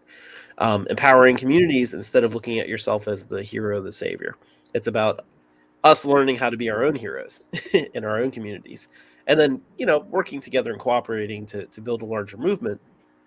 But we're not telling people what to do. We're helping them organize their own communities to take the actions that make sense for them, because every community has their own problems and their own ways of uh, needing to resolve those issues because of the unique circumstances that might be there. There is no one size fits all for organizing. There's also no one size fits all for the answer to capitalism. It all depends on the community. I've experienced some of these canvassing things too when I was out canvassing. So I wanted to share one thing that makes me very nervous. I'm I was glad to hear Howie say this too, but I'm actually very introverted. I tend to not really like talking to people or being very social, although I can fake it for a while. I can mask for a while, especially because I got used to that doing teaching. So I'm a very confusing person, right? But I wanted to share that because I'm sure that there's people that'll see this that'll think the same thing. I'm an introvert and I don't feel comfortable talking to people, and I'm not sure if I can really do this. And I just want to remind you that you can do it, and it's actually not hard. It's not bad. You can do it, and you can actually enjoy it. You can actually have fun. In my personal experience, talking to people doing canvassing, 1 in 50 or something like that might say, and then like close the door or whatever and not talk to you. Most people are perfectly friendly, and they will at least listen to what you say politely. And even if they don't agree, say, okay, well, thanks for stopping by or whatever. But a lot of times you'll get engagement and you'll get people ask questions, who are you? Who's the Green Party? What's this for and all? And you can have very positive conversations. And that includes talking with Democrats and Republicans. Don't let that scare you. I think we're used to thinking of the politicians, the people that lead the parties. They're out to get us. They're out to get the Green Party and stuff. And regardless of what happens at the top level of the parties, that's not true for the average voters. The average voters are actually very frustrated by the Democratic and Republican parties. When I'm out canvassing, I have asked people before, what do you think is the biggest issue around here? And I've had both Democrats and Republicans tell me that they thought that corruption in their own party was the biggest problem. That they were sick of their own party, so to speak, not listening to them. And that's because they're not really in a party. They're not in a membership party. They're not in a party that actually wants to listen to them and help them organize. And so they're frustrated by that. So if you can talk to them, you can help change their minds and pull them into being organizers. Because they're sick of the way politics works today, just like Chris was saying. They're sick of that. So they might be a little bit cautious if they don't know you, but that's why it takes time to build that trust. And it's good to go and talk with them multiple times. The first time you might just ask them how they feel about things. And then if you go back, maybe the second time you go back and say, hey, the last time we talked, you mentioned that this was a concern. We have a candidate running for office. Would you mind signing a petition just so that they're on the ballot, just so that you could consider voting for them this November? It's pretty small ask to sign a petition, for example.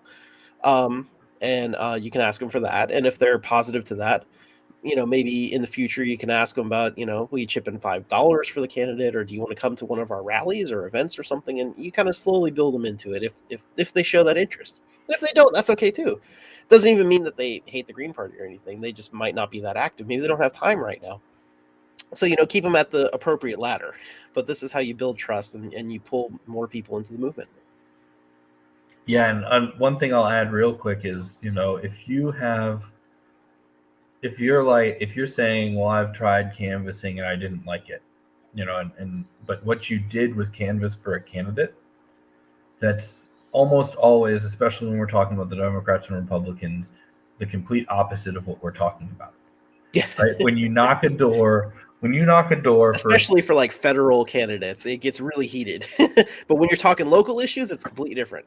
Yeah, well, what I'm meaning is like, even when my local state house, someone knocking for like a state house or for city council around here, it's usually the candidate themselves who's knocking, so it's a little different. But you get something like state house, and the person knocking just wants to tell me about how their candidate is going to solve my problems. Mm-hmm. Right? It's inverted when you're doing the way that the Republicans and Democrats run campaigns. They tell you what you should believe and who you should vote for. They're not listening and they're not asking, right? So that is a real. I know that in the Democrats' van in their database, I am listed as hostile. Right. And I know that because I have friends who work for Democratic campaigns, and my wife's profile says hostile husband on it. Right. And it's because they come and they tell me what I should believe, and I throw them off my porch. That is not a good way to go start having conversations with people. And it's going to get you more adversarial reactions as opposed to deep canvassing, which is more about a conversation. It's more about listening, right? And so instead of going and telling someone that they should believe something, which is very authoritarian in its nature, you're going and you're giving them an outlet to talk about things that are frustrating them in the community. And then as you build the relationship, you can start going, right?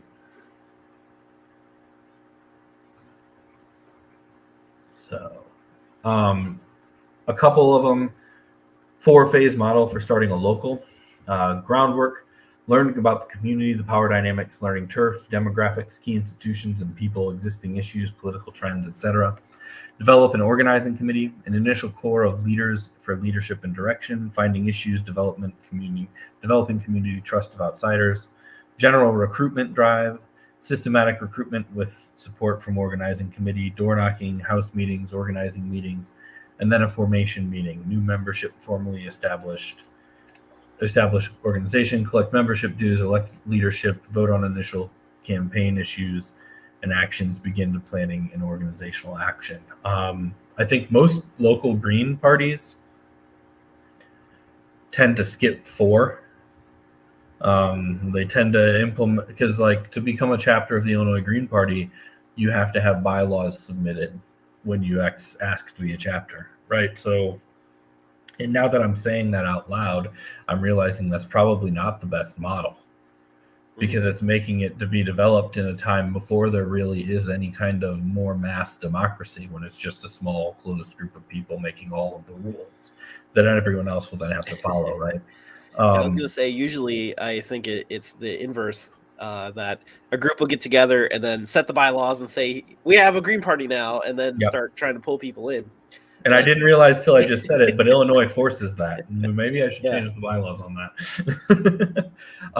But, that said, it's a good way to start thinking, the 4-phase is a good way to start thinking about when there's nothing, right?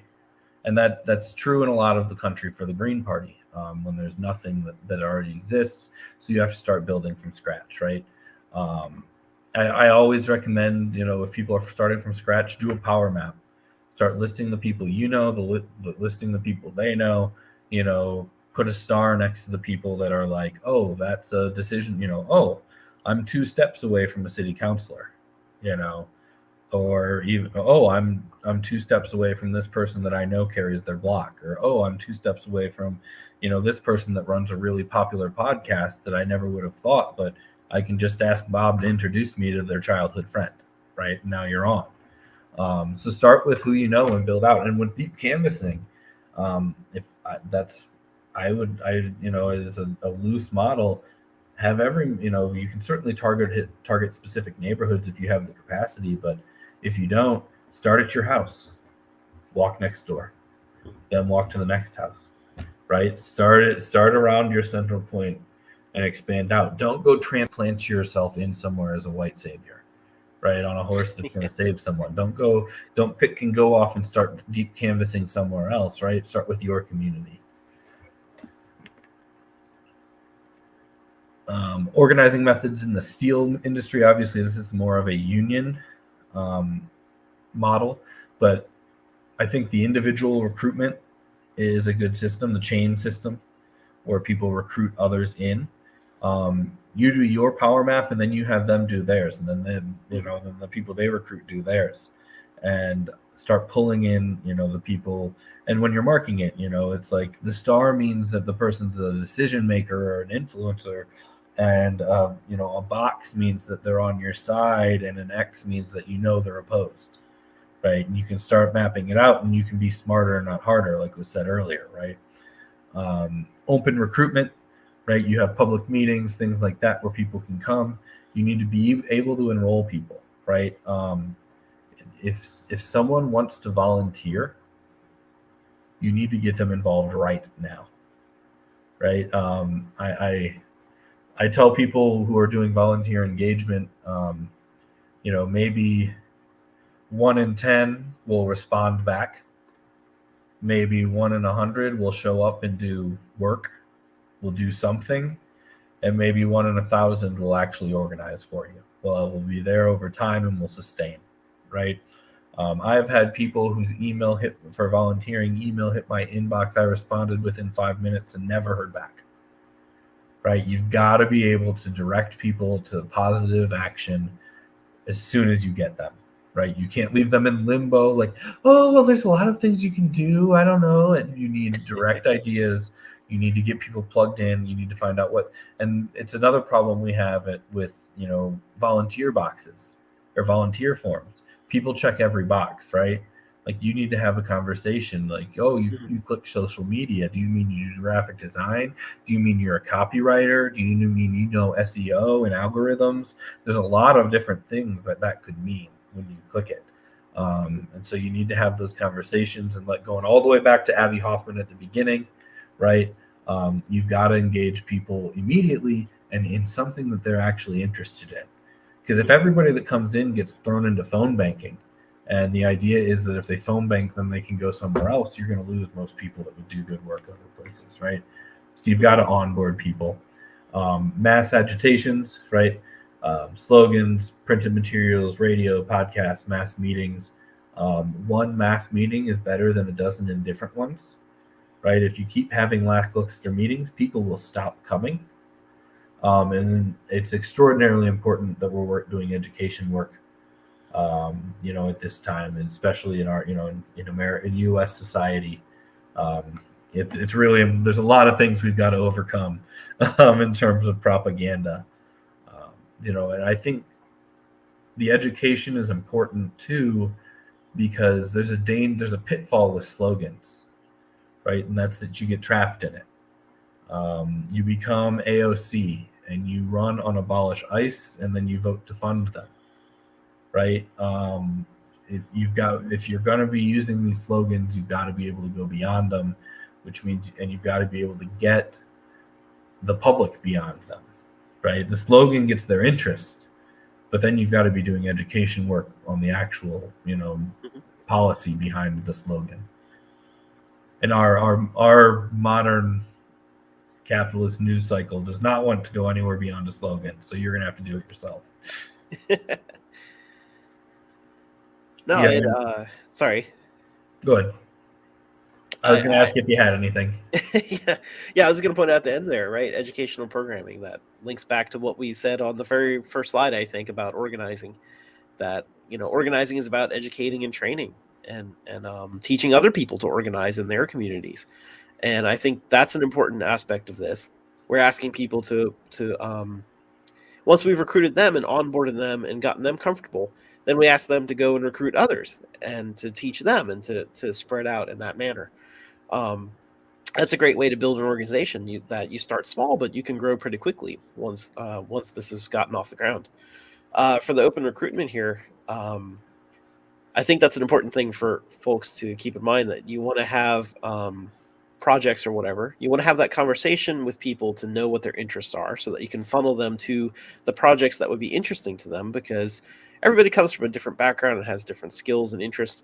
Some people want to be much more adversarial with their direct actions. Some people might want to run for office. Some people don't want to be in the spotlight, so they won't run for office, but they might be a great campaign manager or treasurer or something like that, somebody a little bit more behind the scenes. So you want to talk to people and get a feeling for what they want to be involved in, and then quickly get involved in that in some way. So that means when you're setting up your organization, you should have some kind of paths, ladders, and all that. You can separate people and decide, notify them of things that they might be interested in, but not overwhelm them with all of the stuff that they might not be interested in. And when you find a lawyer, never let them go. Yeah, true. So the last thing I wanted to kind of point out about that is this is something that I always kick myself for whenever we have some kind of event.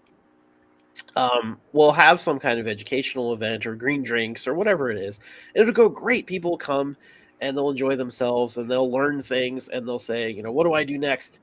And then I think, oh, I forgot to print a page or something so that you could sign up and give me your email address or contact information or whatever. So I think part of it is not only having things to funnel people to, but also just always be prepared with that, right? That you're prepared to collect their information and, get them involved in the organization as quickly as possible. And it should look fairly professional. If you got to like dig in your wallet, right, and you pull out some crumpled piece of paper and you're like, oh, let me write this down. That's not necessarily giving a good first impression. That was also on a slide before, right? That especially if you're meeting new people who want to feel like their actions are accomplishing something, they're looking for that good first impression. And if it's not a good first impression, they might say, I don't know about this. But if you're prepared with that clipboard and it's a clipboard and a pen and information, and you can give them a pamphlet and you could say there's a rally on Saturday that I think was perfect for you based on our conversation, then then they're excited and they will come and they will be involved. Yep. So organizational tips, and I think the organizational tips are important because they help us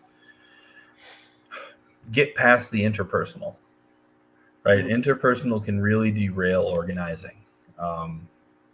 I've seen it in the Green Party. I've seen it in so many organizations. Oh, yeah. And it can be as simple as I didn't get a good first impression on someone and I'm never coming back, mm-hmm. right? To actual interpersonal conflict between, individual personalities within the group. But making sure you have, a structure in place can help you get past all that. Yeah, when it's a small organization, if you just have a handful of people, then and you know each other relatively well, you've had those initial conversations, you might be able to work out differences in a small group, and that's okay. But this becomes a problem as your organization grows. That as it grows, and new people are coming in that don't necessarily know the people that have been there for a while and things like that, you'll start to see more tensions. And so it's good to have this organizational setup kind of already predetermined so that you can handle these interpersonal issues in a way that's fair and that everyone feels heard and included and not excluded, because then they'll just walk away. Yeah, so you want to have a decision-making process in the Green Party's big on modified consensus. There's always Robert's rules. There's plenty of other kind of progressive decision-making processes you can look into. Avoid the tyranny of structurelessness. An organization without common policies, without even the means to establish common policies and actions, is not decentralized, it's disorganized. Not having basic processes really sets people up. It really sets the organization up for abuse.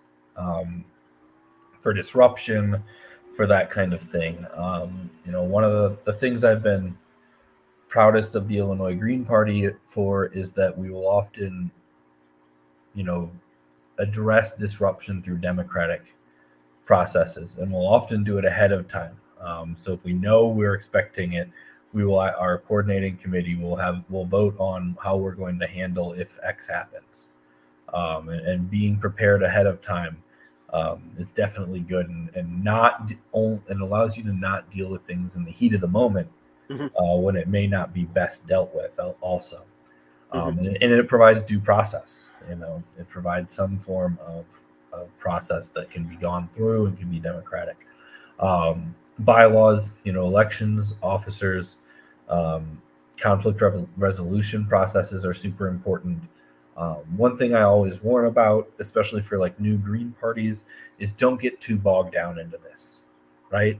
Honestly, any initial organizing group should set itself up to be a transitional temporary body, where they say, we're organizing right now, but in this amount of time, we will have democratic elections to fill all of the roles and to, reaffirm and edit bylaws. So if your state party is like mine and requires this stuff, you might have to do it to be official, but also don't get stuck in this, right? If you're ready to move on an issue, if an opportunity presents itself to move on an issue, mm-hmm. don't say, oh, well, we haven't elected a chair. Who's going to say we can do it, right? Keep going. And then tech and tools. I've said it a few times, but tech, social media, that kind of stuff. It's a great supporting tool for organizing, but they can't replace it, right? Technology can make us more efficient. It can make us more effective, but it can't fully replicate the face-to-face conversation that builds trust. So CRMs, I mentioned earlier, it's where your contact list lives. Nation Builder is popular in the Green Party. Action Network's becoming popular in the Green Party. Civi CRM is free but complicated. MailChimp, if you are just getting started, you can have up to 2,000 contacts in a MailChimp and send out communications. Tool communication, project management tools can really help. Much of the Green Party is still living in the 1980s, where they were founded on email lists. It was how the Green Party started, with the committees of correspondence, email lists, right? And it's still how the National Committee conducts its operations, and it means that we haven't modernized, we haven't streamlined, right? Email is an awful way to organize. So you can look at things like Trello, that can be a project management. Basecamp is growing in the Green Party. Slack. If you're nothing else, a Facebook group. It's a very distracted organizing space on Facebook, right? Because everyone's getting notifications and all that. But if you've got nothing else, it's better than nothing, right? So you need to create an organizing space where where you can work outside of meetings. If we only do work at monthly business meetings, we're never going to grow, and we're never going to succeed. So we need spaces in which we can organize and communicate with each other, and then also communicate outwardly with other people. And then digital engagement, petition surveys, your social media fun. I'll mention that if you see a petition, if you see a survey on any kind of political organization's website, it's mainly there as an email harvesting tool, right? That's what it's for. Almost never, change.org petitions aren't ever turned into anyone. No one shows up at an office with them, so there's those things are good tools. They're good ways to connect, find people to who support you on issues and things like that, to widen your net a little, but also kind of be aware of their limitations. Mm-hmm. Yeah. I think I would just add, especially about the bylaws real quick. It shouldn't necessarily be a legalese document where everyone in your group has to be a lawyer to understand it. That's not what it's really about. It's really just community agreements, right? That we've gotten together, and we just want to set some guidelines ahead of time so that if there is any disagreement or conflict, we have a way to resolve it. By making a decision, for example, to hold a vote. If so, what kind of vote? Is it a majority vote where 50% plus one win? Are you trying to get more people to agree to it? So maybe you want a 2/3 vote or something. You can pick that, and you can kind of decide how you want to do it. But it's just a guideline. It's not meant to be legalese that you hit each other over the head with. It's just so that everyone understands. Everyone's on the same page of what the expectations are. Organizing and elections, since this is a Green Party oriented workshop. The balance between movement organizing and electoral work has always been a tactical struggle within the left in the U.S. I mentioned earlier, the Green Party even split over this. We've had the GPUSA, which was more of a movement oriented kind of party, while it also ended up running more candidates than the SGP did, though. So they did their end better too. But then the Association of State Green Parties, which wanted to be kind of strictly an electoral party. We can't see it as an either or debate, but two parts of a larger organizing strategy. One of the main reasons we have to do this is electoral campaigns have a finite lifespan, right? They have a beginning and they have an ending. And it's essential that we're able to train. And Greens have been historically very bad at this, but it's essential that we can transition supporters of campaigns and volunteers from the campaigns to the party and act into an active movement that can sustain over time. So a key, in my opinion, a key element of a successful campaign is having the trust and relationships that you build through the movement, right? It's the movement work that does that does deep canvassing between elections. So yeah, Allison just mentioned she cut it down to 5, but I challenge every green. I challenge every green to knock 10 doors for every tweet that they put out, and I bet our growth will be exponential if we would do just that one simple thing, and it might keep us from tweeting as much.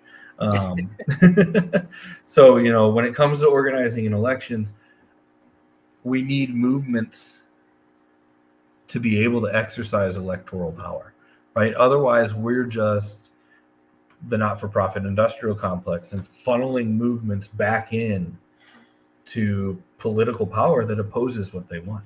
Mm-hmm. Right? How many Democrats voted for things in Joe Biden that they absolutely opposed, but they were scared of Trump. There were many reasons that they voted against their interest, right? The Green New Deal's got like 62% support publicly, but the overwhelming majority of voters voted against the Green New Deal. Medicare for all, because neither Trump nor Biden supported it, right?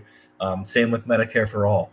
Same with people who don't want wars, which is which is, despite the propaganda whipping people up into a fury right now, is historically most people don't want us to be at war, but we consistently vote for hawks, right? So this is why it's important that we develop not only quality campaigns or quality parties, but that we develop both alongside of each other, because we need the movement to build up the foundation upon which a winning campaign can be built, and we need the campaign to provide a political voice for that movement, that we hopefully can get elected and more like it, and bring about substantive change. And I think this also is a good reason why it's so important that we have to have our own independent organizing methods through the Green Party, because we've gone over some examples that we can learn from through this slideshow. But one of the biggest criticisms of those various methods, the Alinsky method and Lee Roots to Power. I forget the name. I'm sorry. But the biggest criticism of those type of methods is that they tend to be very short-lived organizations and short-lived movements that are tied to some particular issue or particular moment in time, and then they kind of disperse after that. And we've seen the effects of that after decades. That we don't really have a sustained leftist movement in the U.S. anymore. Politics has largely been captured by the two-party duopoly. So to get beyond that, we have to build organizations that not only are stuck on just one issue or whatever, but see how all these things are related to each other, as well as becomes a movement that lasts through time, until we win, right? Until victory. That it doesn't just disperse in a year or two or whatever. It gets some small concessions from the state and then disperses, right? It's got to be a sustained movement, and so that's why we need this organization and our own plans for independent organizing that take that into account. How do we build long-lasting organizations that can do elections but also survive beyond elections, to build power in between elections and to win future elections and all that? Texas connection just got made in the chat. Allison's from Texas too. Nice. So 10 things to remember. You will make mistakes. Do your best to correct them and move on. Man, I could do a whole workshop on precarity. Right? And I actually years ago was preparing one on precarity for the Young Eco-Socialists, right? But we're going to make mistakes, right? And one of the big problems that we face in organizing is that people expect a completely plotted out solution.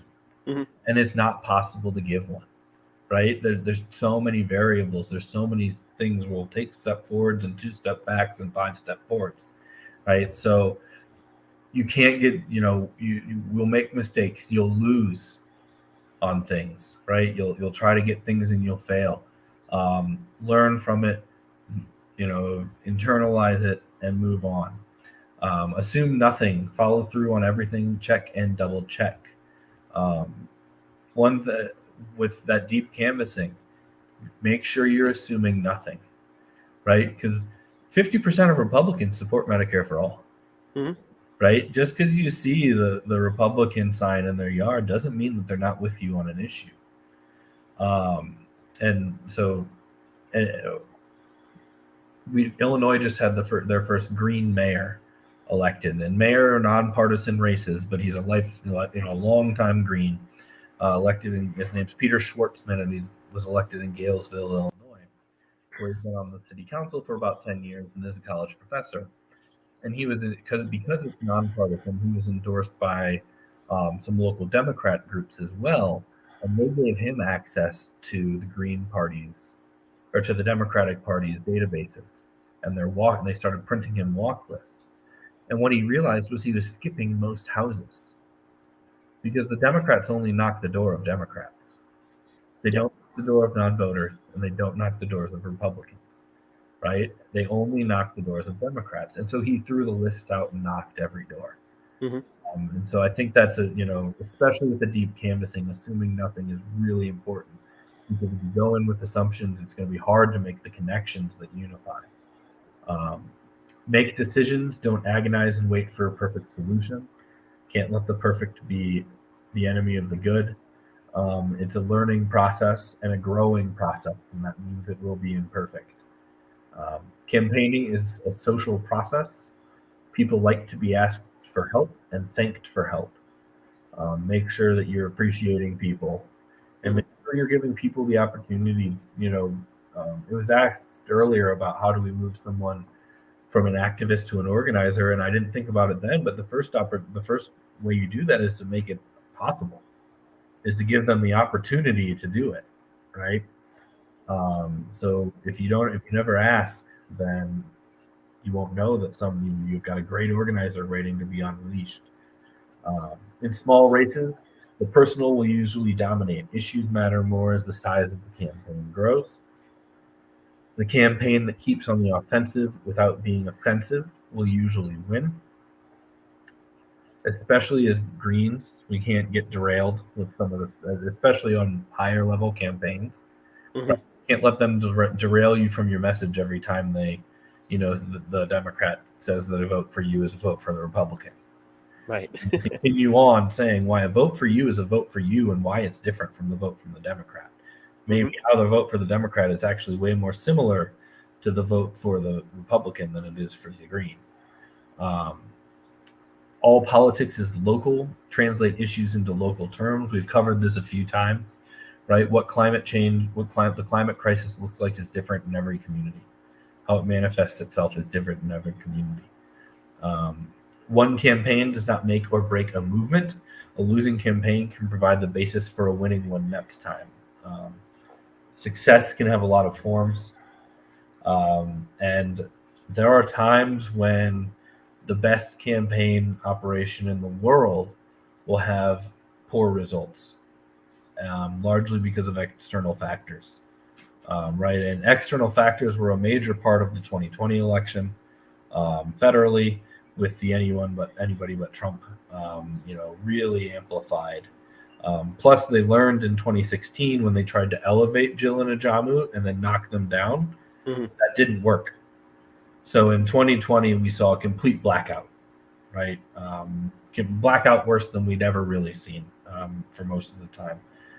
So in a lot of times there are things out of your control that can, harm your campaign. The 2020 campaign was the most successful campaign in Green history based on dollars per vote, right? It was a very effective and efficient campaign, but there were some big time external factors that suppressed us. Campaigns should be fun. look out for each other, and avoid burnout. When I was a member of the Socialist Party of the United States, and we had our local chair started every meeting with a check-in, like, how are you doing? And the rule was Chris can't say fine. There was a specific rule for me, because they'd get to me and I'd go fine, because I don't talk about feelings. I'm a political organizer, so I'm already pretty much 24/7 overwhelmed and overworked and overextended, and they made me say it every week, right? They wouldn't let me just pass it on. And then a campaign is a chance to show who you are and what you favor. Use every opportunity to show how grassroots campaigns are different from politics as usual in the two old parties. It's super important for Greens that we work to change the political culture in this country to thinking of votes as something for something. Because it's become very skewed, and almost all mainstream voters are voting against things, right? I don't know a whole lot of hardcore Biden people. They voted against Trump. And the Trumpers are voting against the things that the right wing is fear mongering. I don't believe, I grew up in a rural area, and while, real vicious racism is obviously a real thing, and, general racism is also obviously a real thing, these people, rural voters, red voters, have largely been abandoned by everyone but the Republicans, right? They're suffering from a poor economy, from climate crisis. Jobs are going away. They don't have access to healthcare or public transportation or anything like that, right? And the only people that are coming to them with reasons and solutions are the Republicans. And so most of them are voting against things, right? The Republicans are amazing at weaponizing social issues and getting people to vote, on those. But in our country, we no longer see the vote as something you cast for things you are in favor of. Democrats have given up on getting the things that they support from the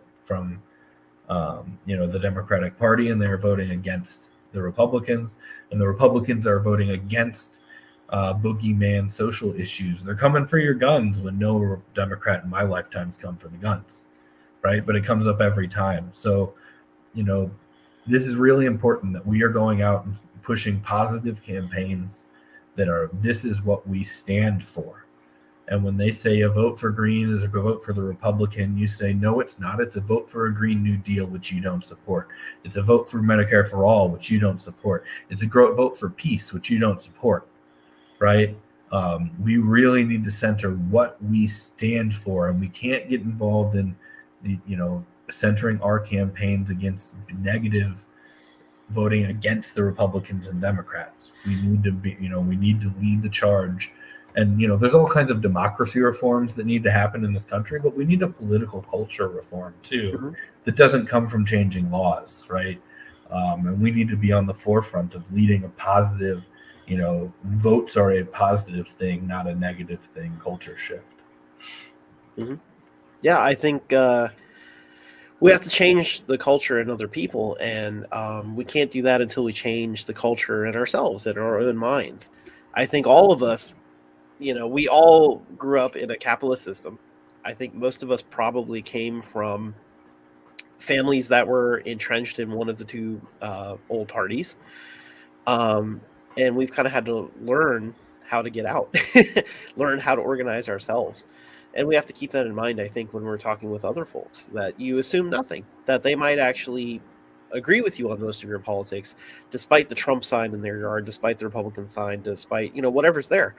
There were a lot of people in my neighborhood that I talked to, for example, who thought Trump was ridiculous, but they decided to vote for him because they felt like he was the lesser evil. That's always the thing that gets left out, that I feel like a lot of Democratic people assume that the Democrat is the lesser evil, right? Republicans are horrible, so you should vote Democrats. But the thing is, a lot of people vote Republican for the same reason. They feel like the Democrats are the greater evil for various reasons. It could be culture wars over guns or something like that, but just, corruption in general, because the both of those parties take big corporate donor money. They're both they both are essentially sold out to the ruling class. So both sides are not really wrong. The problem is that they think there's only two sides. So we have to change that culture that it's not a binary. It's about voting for what we want for and making the change happen. And we start by doing that ourselves. And we start changing ourselves by becoming organizers, making that commitment to be organizers, and understanding things like it. And this is, when I started in the Green Party, I wish I understood it a little bit better. I'd always get very nervous to be involved in organizing events and things like that. I'd always think like, well, maybe we shouldn't do that, or I don't know, like I've never done this before. Should I be doing this? A lot of these points to remember are about, just go do stuff. Don't make assumptions. Just go do things in your community, and you will make mistakes, but you're going to learn from them, and you're going to build your organization from that. You're not going to win things at first, but one campaign doesn't make or break the movement. That we build from that experience. And on one of the previous slides, it mentioned name recognition. One good example of that is when you run for office, maybe the first time you don't win, but you've now built name recognition, you've now built trust in your community, and that's how you win. I think somebody had mentioned, I don't remember if it was you, Chris, or someone else, but there was some analysis of like Green Party candidates, and it was something like Greens win a lot at the local levels, so we need more people to run at local levels, especially. But even the slightly bigger offices for like mayor or like state representative or something like that, it turned out that the people that historically won those were the people who ran 2 or 3 times, because they built that name recognition, they built that community trust, they built the relationships, and then by the second or third time that they ran for office, they could easily win because people knew who they were, knew who they stood for, and they won all those votes. So we don't want to get ourselves stuck in the rut that the Democratic Party wants us to be stuck in, where we think that we have, this is, every election is the most important election in your lifetime and that sort of thing. So you have to be afraid of who you're voting for and all this stuff. We have to instead look for what we're building for the future and not get tied up on, I have to win this particular effort or this particular election this year. Instead, change is only going to come from building a mass movement, and that's going to take time and energy. And we have to commit to that. And as much as I could snap my fingers and make capitalism go away tonight, that's just not how it's going to happen, right? It's going to be a cultural movement. It's going to be a cultural revolution that will change things over time. And that's what we're organizing for. It's what we're building for. And that's what we're going to win if we all stick together. So, yeah, and these things tend to kind of exponentially domino too, right? Uh-huh. Smaller, once you show success, once you show up and show what you're doing and what you stand for, you'll get support coming from places you never would have expected.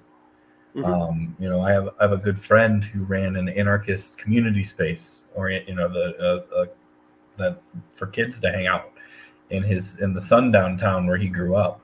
And if you don't know what a sundown town is, it's a town where historically Black people were not allowed. Right, this is deep rural central Illinois. Very racist, history, and he opened a community center right off the town square that had a 20-foot tall anarcho-communist flag painted on the front. It had Black Lives Matter signs in the window. It was shot at on on multiple occasions. Wow! But Republicans walked in and handed him cash.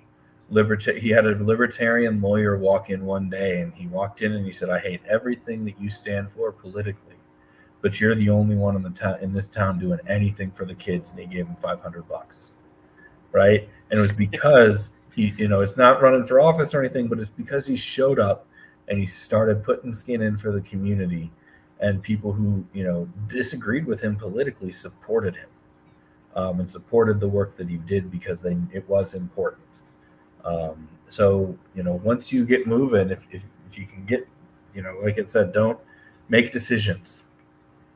Once you start, if you're going to people and say, would you support us if it's a hypothetical, and you're not going to get a good sample of answers, as opposed to we're doing this. Are you on board? It's a more active, ask, and it's going to have a lot higher rate of success. And the rate of success on it is also going to be higher in consistency, right? A lot of the people who said, "Oh yeah, if you did that, I'd support you," aren't going to show up when you're doing it. But they might when you have when you're actually moving. The person that says yes, you can get them plugged in right away. So, and then closing with another quote: "If you care and seek to collaborate, you'll transform your community. And we do not have time for you to feel prepared or worthy. The cult of individualism has damaged our communities for too long." I think that's, it's a really important thing to understand, that even seasoned organizers don't feel like they have the same feelings as you do, right? When you're organizing your first one, when the first person is organizing, or when you're organizing your first one and you're thinking everything that's going on, the person organizing their 100th is going through a lot of the same, "Oh, I didn't do this well enough. Oh, I wish I would have had more time to do this," right? And until we build the mass movement that can support us, we're always going to we're always going to feel that. Once we build like a cohesive, functioning, growing, vibrant movement, then you can then as an organizer, you go, "Well, I did my job and I know everyone else did theirs too." And a lot of that goes away because it's not all on you and all on, that. And, the urgency is, it was former Green Party vice presidential candidate Rosa Clemente who said, the Green Party is the imperative, right? If we all got in, if we're talking, this is the 80s or the 90s, we might have been, someone might be able to sell the Democrats slow change on climate, but we don't have time anymore. So, same for economic inequality, same for nuclear, war, same for, racial discrimination and police violence, right? We don't have the time for the slow change. That time passed and we decided not to do anything with it. So, that's just kind of, organizers just start going. Yeah, I agree. And I think I'd mentioned on the previous slide, that was exactly how I felt when I started, that I didn't feel prepared or worthy. And I was new to the Green Party. I was new to organizing, and I didn't know any of it. And I felt like, well, maybe I shouldn't really be doing this. And it scared me a little bit. But at the same time, I felt like, well, we have to start somewhere. We have to start doing things. And so I helped organize events. I helped organize our local chapter. And, people came in and got involved, and it grew. And it was exciting every time you saw people come in. And part of the reason I'm a national co-chair now is because I started locally, brought people in, and those people got more involved with the state party. And, you kind of work up the chain. And that's just how this sort of thing goes, that, don't let that stop you, that we all feel nervous about it. But there is no checklist. There is no answer. There's nothing I can hand you and say, here's the way to fix all of the problems we face in society. Nobody knows the answer. Don't let anyone tell you otherwise, right? Nobody knows the answer yet. If someone says they know the answers, you need to run fast away from that person. Nobody really knows. But what we do know is, like I said, we know what our values are. We know what the Green Party stands for. We have a whole list of hundreds of years of socialist activism that we can draw from for inspiration on what works and what doesn't work. And we have all these organizing tips that we've learned from different things that we can draw from. So we don't have an overall answer, but we have a lot of really good answers on how to get started. So, don't feel like it's beyond you. That get started now, get started doing things, start small, build your way up to it. And as you get those early wins, you'll plan bigger events. You'll bring more people in. You'll learn from other people. You'll learn to be a better organizer. And we'll keep growing from there. So, don't let it make you, don't let it scare you. It's like the Field of Dreams. If you build it, they will come, right? A little bit like that, yeah. And I can say, from talking to people, from, I one of the reasons I wasn't popular with the bosses when I worked for the community organization was because we did more deep canvassing than we did, one directional advocacy. So those conversations, people are ready, right? People see the bullshit that's going on with the major parties. They're ready for a new path. They're ready to get involved and be empowered. We just have to help build the foundation upon which we can build such a mass movement, right? We need to learn solidarity. Right? If you feel overwhelmed, find other groups in your neighborhood, in your community that you can partner with. Right? There was a long time where we had like 4 groups that were on every single protest we did. Right? The Green Party was on it, Socialist Party was on it, Redneck Revolt was on it, and we'd pull other people in. And it was the same few organizers behind every one, but by bringing in these allied groups and saying, we're not going to fight over members, we're not going to fight over turf, we're going to come together in solidarity and support each other. We talked a lot on the socialism one about multi-tendency and multiple, strategies for doing this work, right?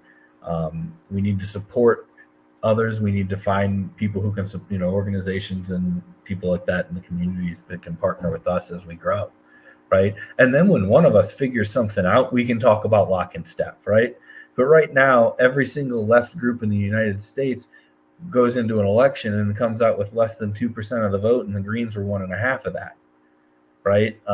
So none of us are performing and have shown material results to say lockstep. We need to be looking at collaboration and solidarity.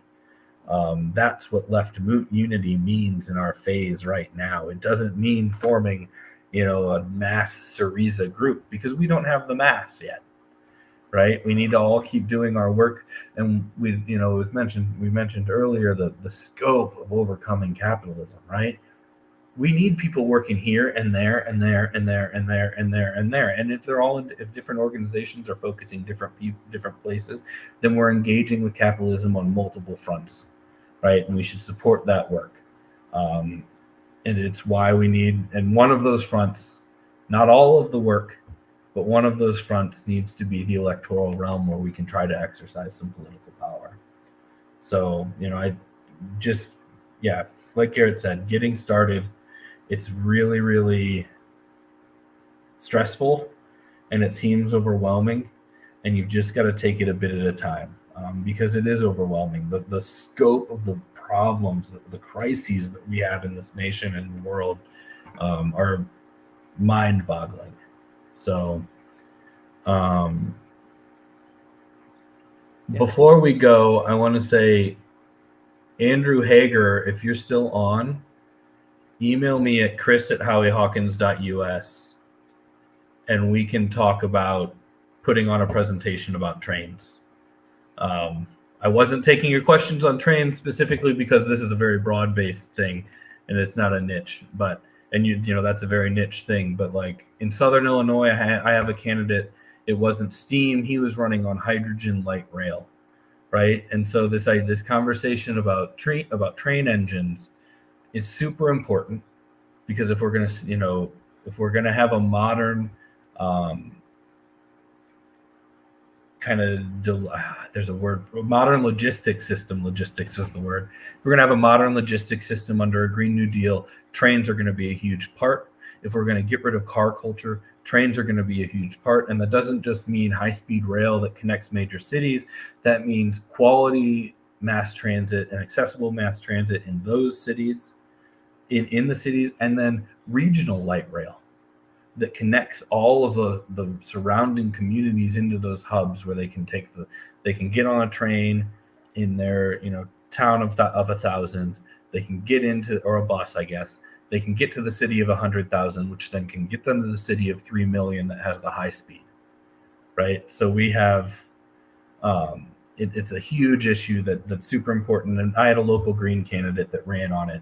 So chris@howiehawkins.us, and we can talk about doing something on trains and regional light rail and all that stuff, because it's all part of these bigger pictures, right? Where I grew up in Central Illinois, every little town used to have a train.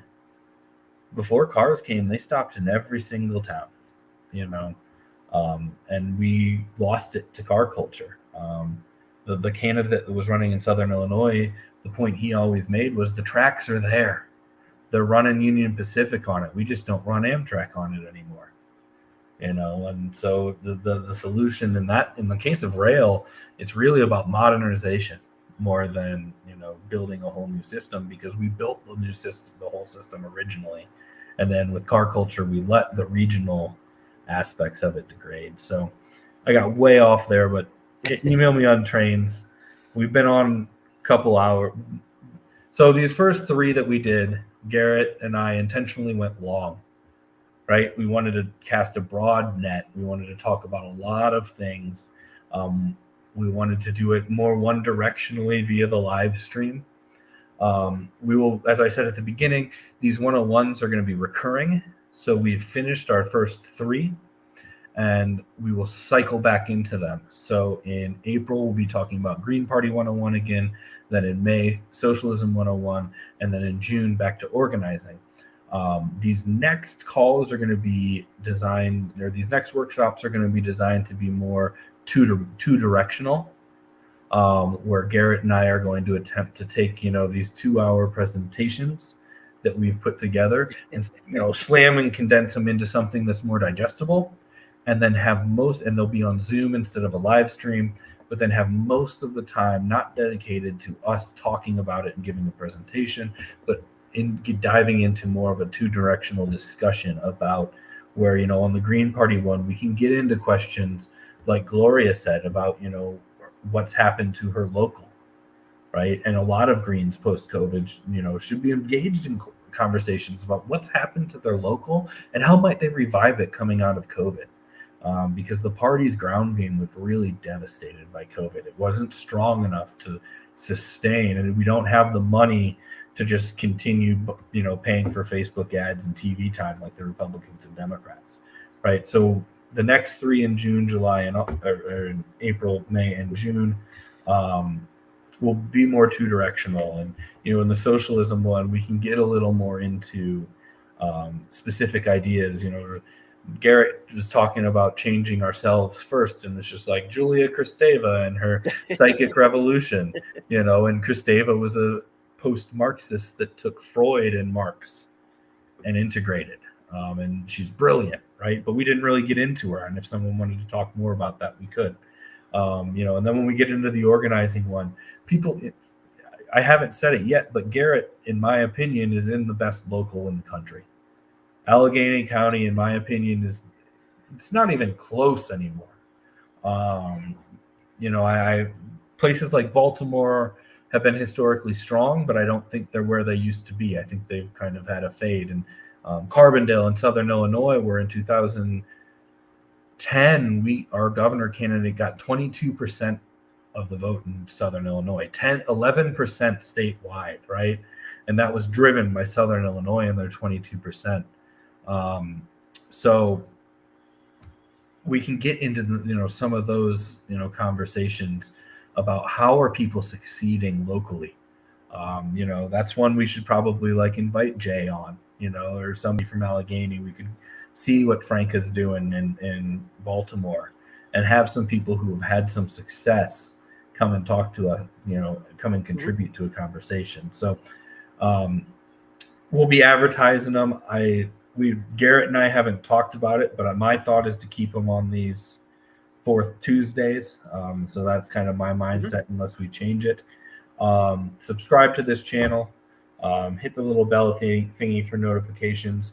On this Saturday at 3 p.m. Eastern, Howie will be having his weekly Green Socialist podcast, and he'll be joined by Matt Ho, who is the U.S. Senate Green Party U.S. Senate candidate from North Carolina. Matt is a veteran and ex-State Department contractor who got pretty famous for resigning over the Afghanistan war, and is a well-known peace activist. So it'll be the second time how he's had Matt on. It'll be a great conversation. And so, make sure you hit that on Saturday, and go to greensocialist.net and watch our social media to see the next one of these 101s and all the other education stuff like trains, right, that we have coming up. So thank you, everybody. Have a good night. Thanks, everyone. See you next time.